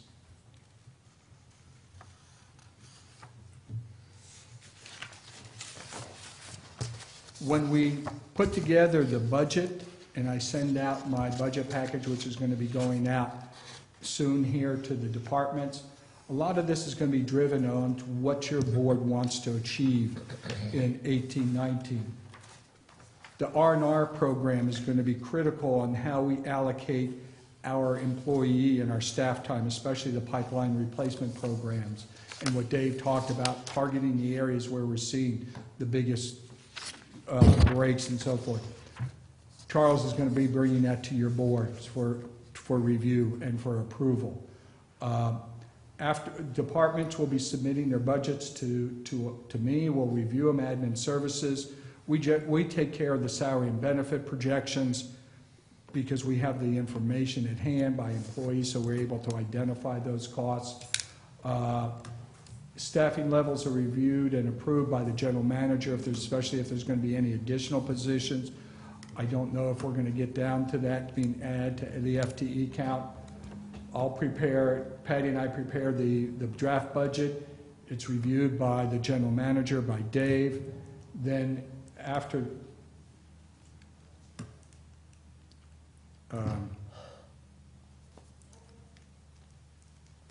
that, it goes to the finance committee for review. This is for our review and comments.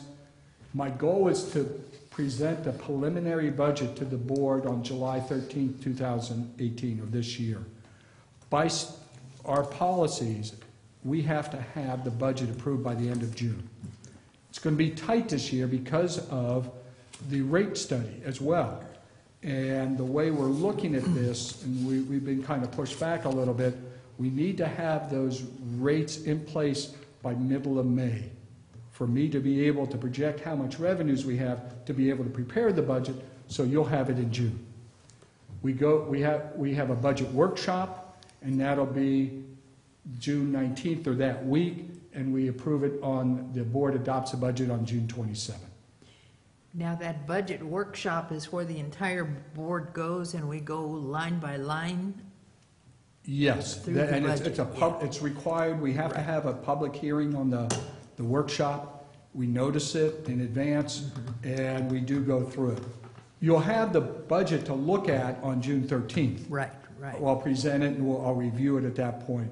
The budget workshop is where we go into more detail. If there's any comments or suggestions, we make changes to it. And the proposed budget comes to the board for adoption on the 27th. And that's pretty much I don't want to say rubber stamp, because it'll include any changes that come out of the workshop, but you will have had it vetted several times, and it's just a quick presentation, and your board adopts not only the budget, but the personnel allocation.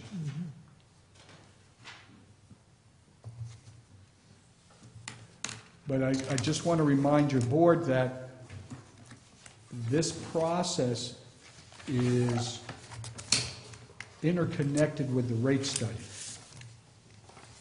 And as we move forward, the rate study, if you, just to bring you back to the process, Prop 218 process requires a 45-day notification period between the time your board sets the Prop 218 hearing and the time the hearing is actually held. Generally, we roll it out between 55 and 60 days because there's a notification process that we have to do mailings that require some time. So if we want to have a rate hearing in the middle of May, we have to have, before your board, the proposed rates, and your board has to approve, not approve, I mean, you have to concur with those proposed rates and set the hearing. Then those proposed rates go out to the public, and then you have the hearing in mid-May. So really what we have to do is have that to your board for your concurrence on what the proposed rates are going to be in March. And we have two meetings, March 14th and 28th, that's set board meetings. We can, always have a special board meeting if you like, but I want to target that 14th, March 14th date is when we set the Prop 218 hearing and what the proposed rates are going to be. So the proposed rates will be part of that notification? Yes, they are. Prop 218 is very specific.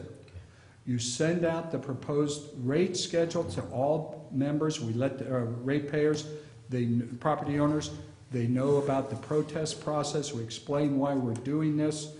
And then there's going to be outreach to the different service areas. And then we come back to your board holds a Prop 218 hearing where the rates are, again, we explain the rates to the public and to your board. You cannot do any major deviation from those because those are cost-based rates. If you decide to make some major changes in the structure of the rates, we got to go back to square one, where we go back and HDR then does another analysis on that, and we start the Prop 218 process all over again. Prop 218 it sets a process, but over time it's really restricted us in what we can do. So I can get the timeline in my head here that sometime in early March you're going to set the hearing date and publish the proposal. Yes. Okay. And then in the remainder of March and in April and maybe a part of May, you can have the outreach? Yes. Prior to the public hearing? Yes, and that we've done that in the past where we have meetings in the different service areas. Okay. And invite the public to be able, so we make the presentation, they have an opportunity for more one-on-one and allow them to understand why we're increasing rates. In that public outreach, that's been an ongoing, obviously we'll have a lot more of the most pertinent information to be able to speak directly to and have a conversation with the public when we get to that point. So that's a key part of the public outreach. But we're still, and Joel and I are still doing the outreach in the community to try to share the information, to discuss. I mean, we did a lot after the financial analysis plan came out to really talk about the underlying issues. as soon as we're far enough along on the cost of service study, when that work is done, we will have additional information to be able to meet with the public about. And again, we're just trying to make sure people are getting this as it's developed, and we're not surprising people. And obviously the underlying issues are difficult. We're grappling with those, and we want to be able to present some options to the board that you have some choice when we get to the end of this. And again, we're very mindful of trying to do everything we can to lessen the impact to our customers as much as we can.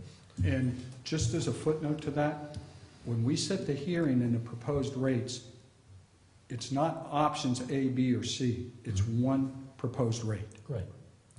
I just want to make that clear, that we're going to be vetting that, and at the March 14th. Right, and then when it's presented, this Yeah, is it. Yeah, because Yeah. there's going to be a lot of different back and forth discussions, but Oh, until yeah. that March 14th meeting, I can't tell you what the rates are going to be. And that discussion will also be occurring in the Finance Committee. We will be, Yes. in February in particular, is going to be an important time for that committee's work too. So we'll be having, again, we're trying to get as much input as we can from our committees, and bringing that information with, to have recommendations for the board. And when, like Jeff said, the 218 itself will have to be based on one recommendation, but as we present that and the board contemplates and has the dialogue on that, we're going to try to show the different ideas, the different range of things that were evaluated and considered, and so that what we propose to you hopefully can show the things that have been done as we've gone through this, to try to be as responsive as we can to the needs of our customers. So the 218 45-day outreach will start approximately what day in March? Do you have a board meeting scheduled for March 14th? Okay. If your board at that point sets a hearing and these are the proposed rates, it probably takes us about 4 to 5 business days to print up all the notifications. We'll have the basis for it. Right. Then we have to mail them out to all our customers. Okay. So looking at that, give it to the following week. And then if we go to mid-May, that gives us about 54 days of notification time. Okay, good.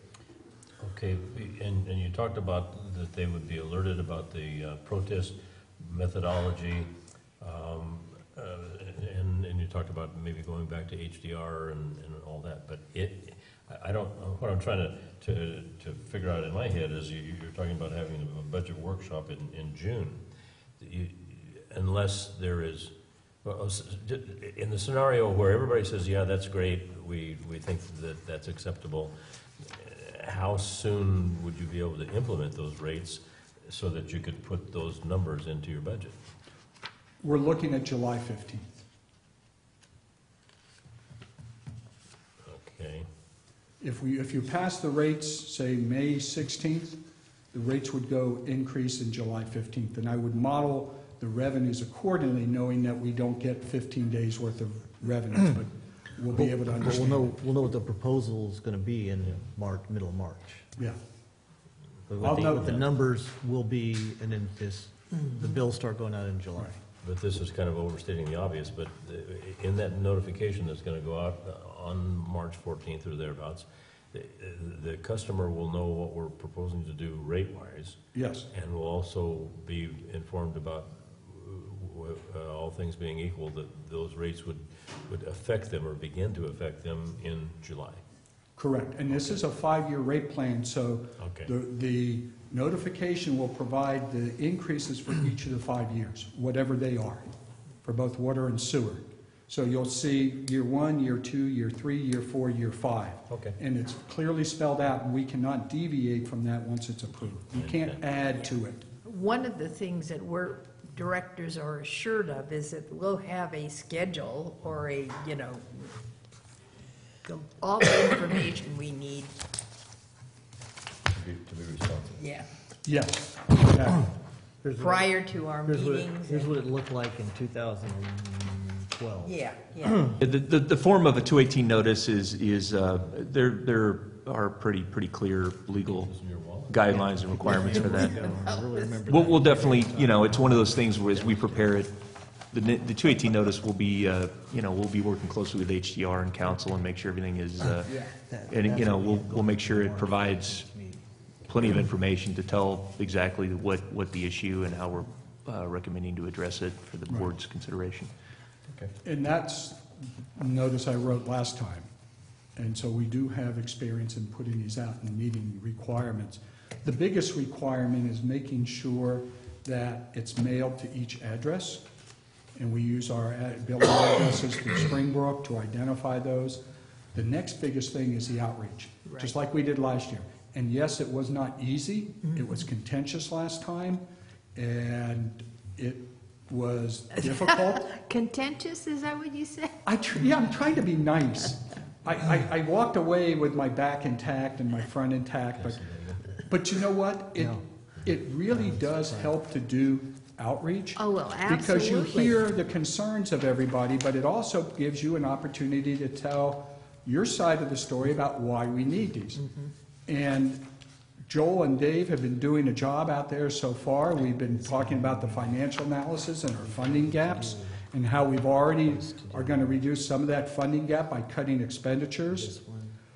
And what HDR has done is said, okay, we need this much revenue in these years to be able to balance the budget. And one other thing we're going to have to understand on the sewer rates, and I hate to bring up numbers because I don't want to show what the rates are, but remember, we've had a deficit the last 2 years, and we're going to have to repay, at this point, $716,000 from the sewer funds to the water fund. Did you say you hate to bring up numbers? That's the only number I'm going to bring up. Well, and just to be clear, when you hate to show what the rates are, we don't know what the rates are going to be. That Right. we don't. I mean, we know what the gaps are, and there are a range of options for the board to try to deal with that, and that's what we're wrestling with now. And that's again why we want to. And foremost on our mind is how do we meet our needs responsibly, financially responsibly.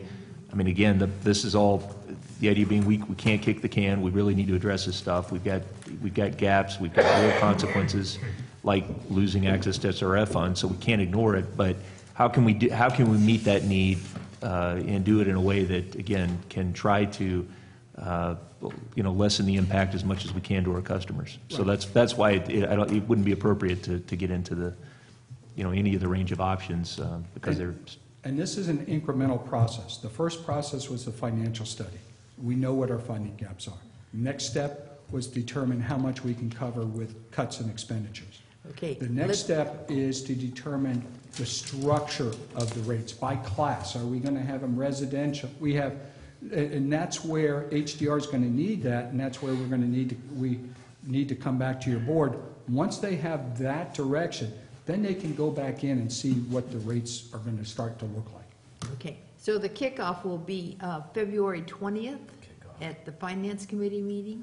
Actually, there's one more ad hoc committee meeting on the 6th. We're going to come back to your board on the 14th to have a direction on how we're going to structure the rates. And then they're going to start working through that process.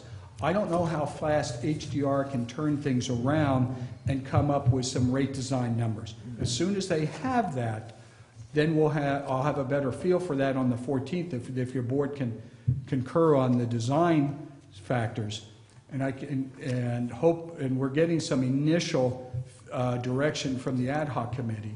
And once we have that, if they can turn things around by the following week to get some numbers, yes, we're going to bring it back to the Finance Committee, but it'll probably be towards the end of the week, not the Tuesday. Not the Tuesday, okay. Yeah. All right. And because we want to give them as much time as possible. Yeah, but we absolutely will have a robust discussion with the Finance Committee. I mean, that's going to be a key discussion that we have. We've got to, Right. that's, obviously that committee has to provide a recommendation and leadership on this issue. Exactly.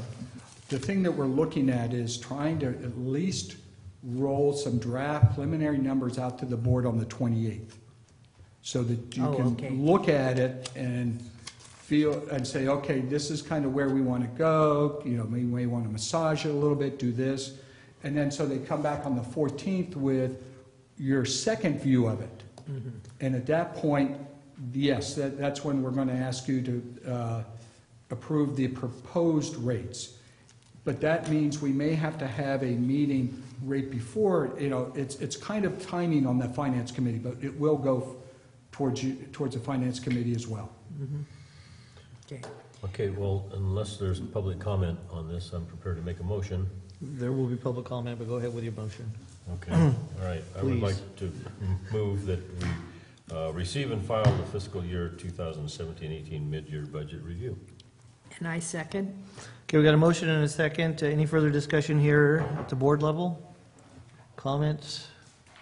Any public comment? Okay, Mona, could you take roll call? Yes, Director Underhill?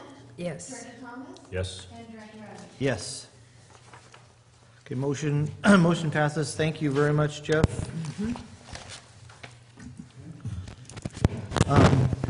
Old business. This is for Peter Martin, presenting on Eastside Groundwater Sustainability Agency. I can do that. Thank you, Jeff. Do you just want to turn that mic off? I can just speak from here.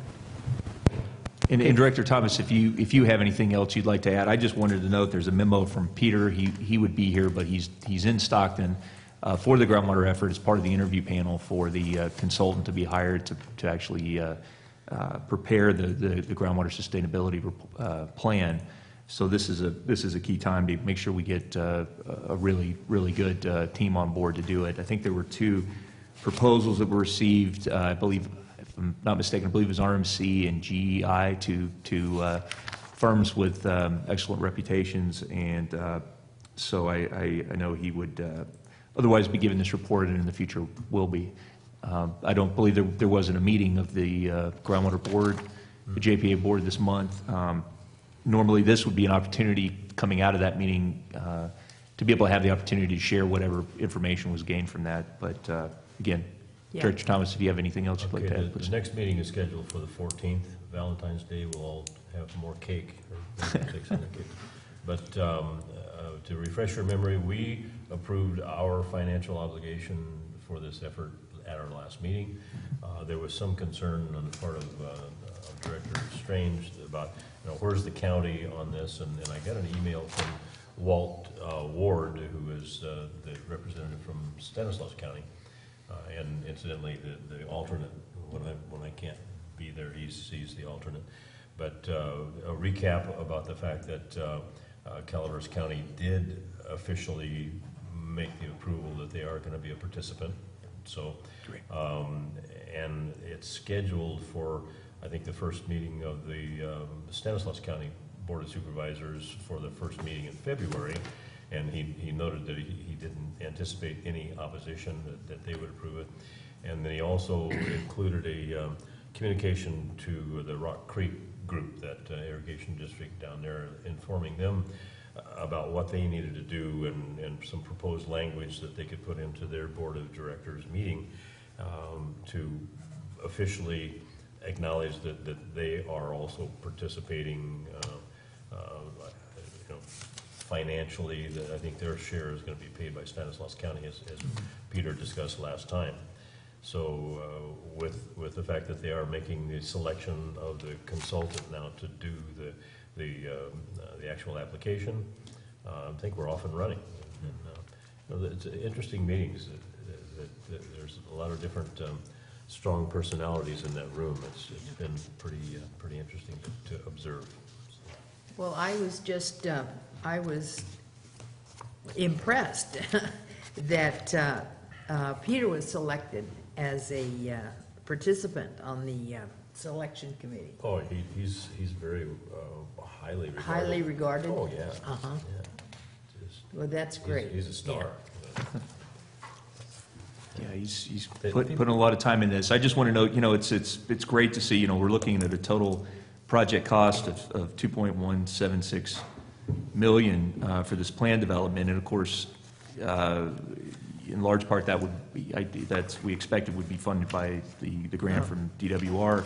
But to think that because of the GSA we're in with multiple entities, and the fact that we're doing this with a much larger effort with many other stakeholders and financial participants, our cost share obligation is a small fraction of what we even had originally budgeted. So I think that was a really we're looking at having a high-quality product, but yet we can keep the cost down, which that's, I think, a great outcome. Yeah, I agree. We'll look for a further report in February 14th meeting then. Anything further on this item? Not for me. Any public comment on this item? Okay, seeing none, we're going to move on to item 6 on our agenda, General Manager's Report. Dave? Mr. President, I just want to note that the training is coming up, the joint training between Amador Water Agency and our board with Brent Ives from BHI Management Consulting. This is a workshop, again, to provide training on better governance, better board governance, just best management practices, and of course Brent has worked with us in the past and is an expert in the field. The date of the training has been changed to Friday, February 9th at 9 a.m. Please let our board clerk know whether you plan to attend. Right now, I think we have Director Thomas, I believe you're the only one who's confirmed that you will be attending, and hopefully we can have have broad participation, and I think it's an excellent way that it's being done in collaboration with AWA, who obviously is a very important partner in our region. So And that will be at AWA, right? yes. Okay. That's still, there's still, oh, the brand-new building on Ridge, is that where it is? On Ridge Road, yes, and Yeah. in their boardroom, I would suspect that's the location. Okay, Yeah. I'll see what comes Okay. up. Okay. And lastly, just want to say that we do have our PRV installation project in Jane Lynn. Rancho Calaveras is in construction.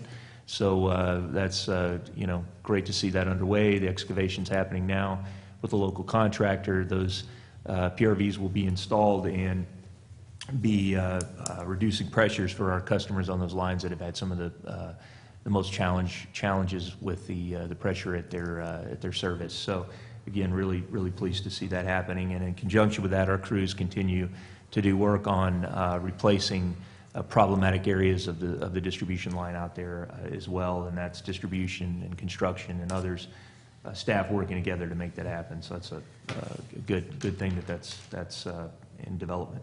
And that's all I have. Thank you. Thank you, sir.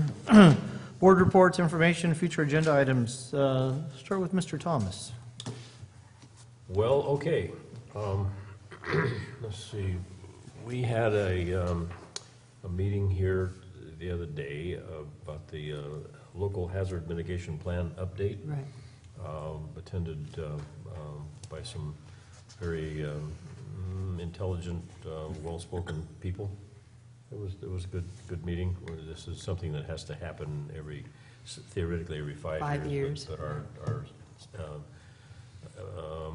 ours last approved was 2012? Yeah.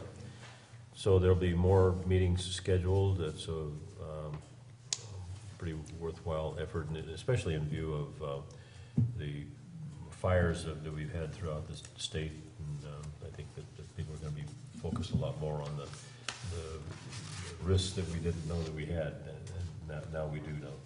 What struck me was some article that I read about the Montecito area down there, that they are subject of a lawsuit because of the breakage of a pipe, an interconnecting pipe between two tanks that happened slightly before the rain event and put millions of gallons down the stream bed.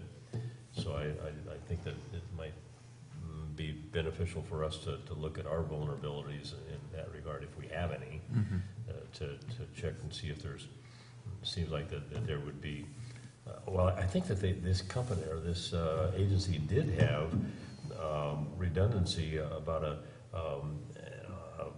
device that would shut off the unrestricted flow. And if it perceived that it was going out faster than it should shut off, but it was activated by electricity, and there was no electricity. So we can talk about this at the engineering meeting, but it seems like to me that there should be an alternate system like the air brake system on a diesel truck, that you use the air to hold the brakes off, and the way that the brakes get applied is you take the air off. So if you were to lose your electrical power, it would immediately shut the valve. So just food for thought. The other significant thing is that, like it or not, I've been with you for a year. Wow. Oh, time just flies. History lesson and a mechanical lesson on air brakes, huh? Yeah.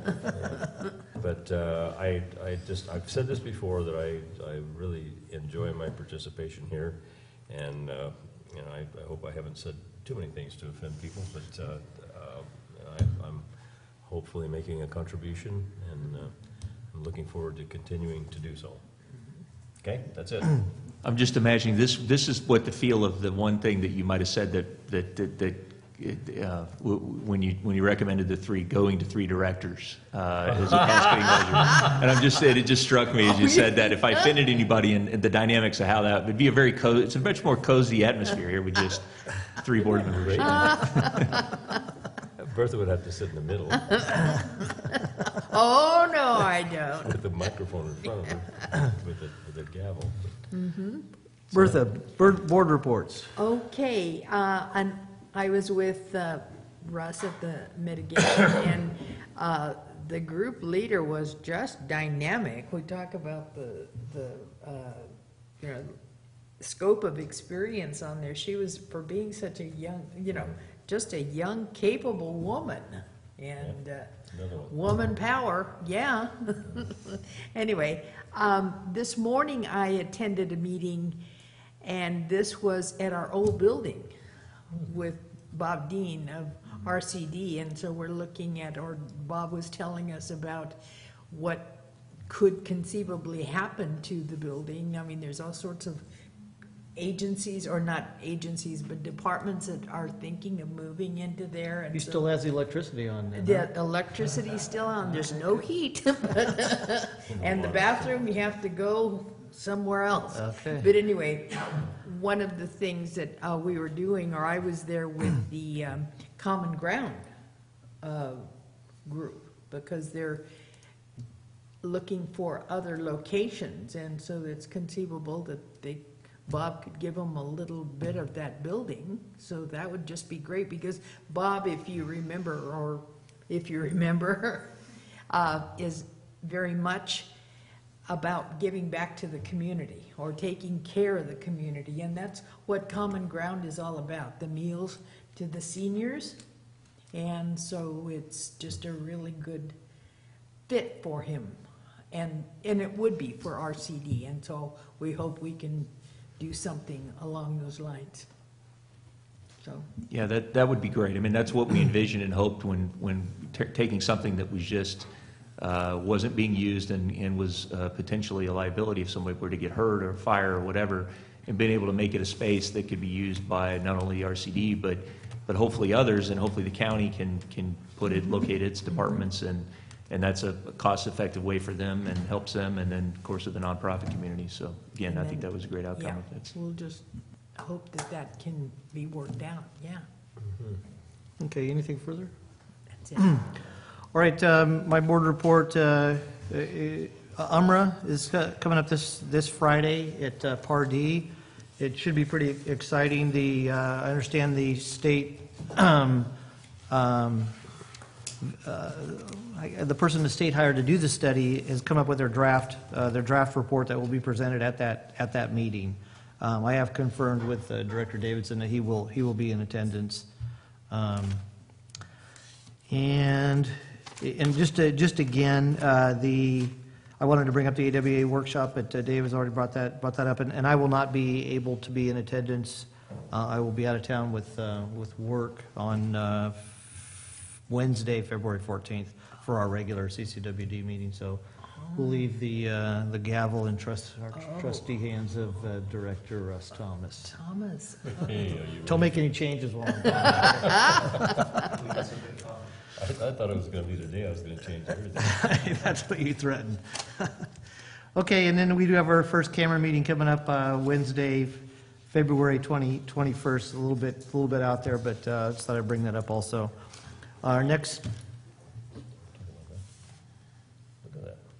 Oh yeah, Smooth as look at bread. that. He's a big guy. All right, our next board meeting here in this room, February 14th at 1 p.m. and then February 28th at 1 p.m. We're going to go into closed session now with our item is Conference of Legal Counsel, existing litigation. La Quintana Investors LTD versus CCWD, and we'll be reporting back later this afternoon.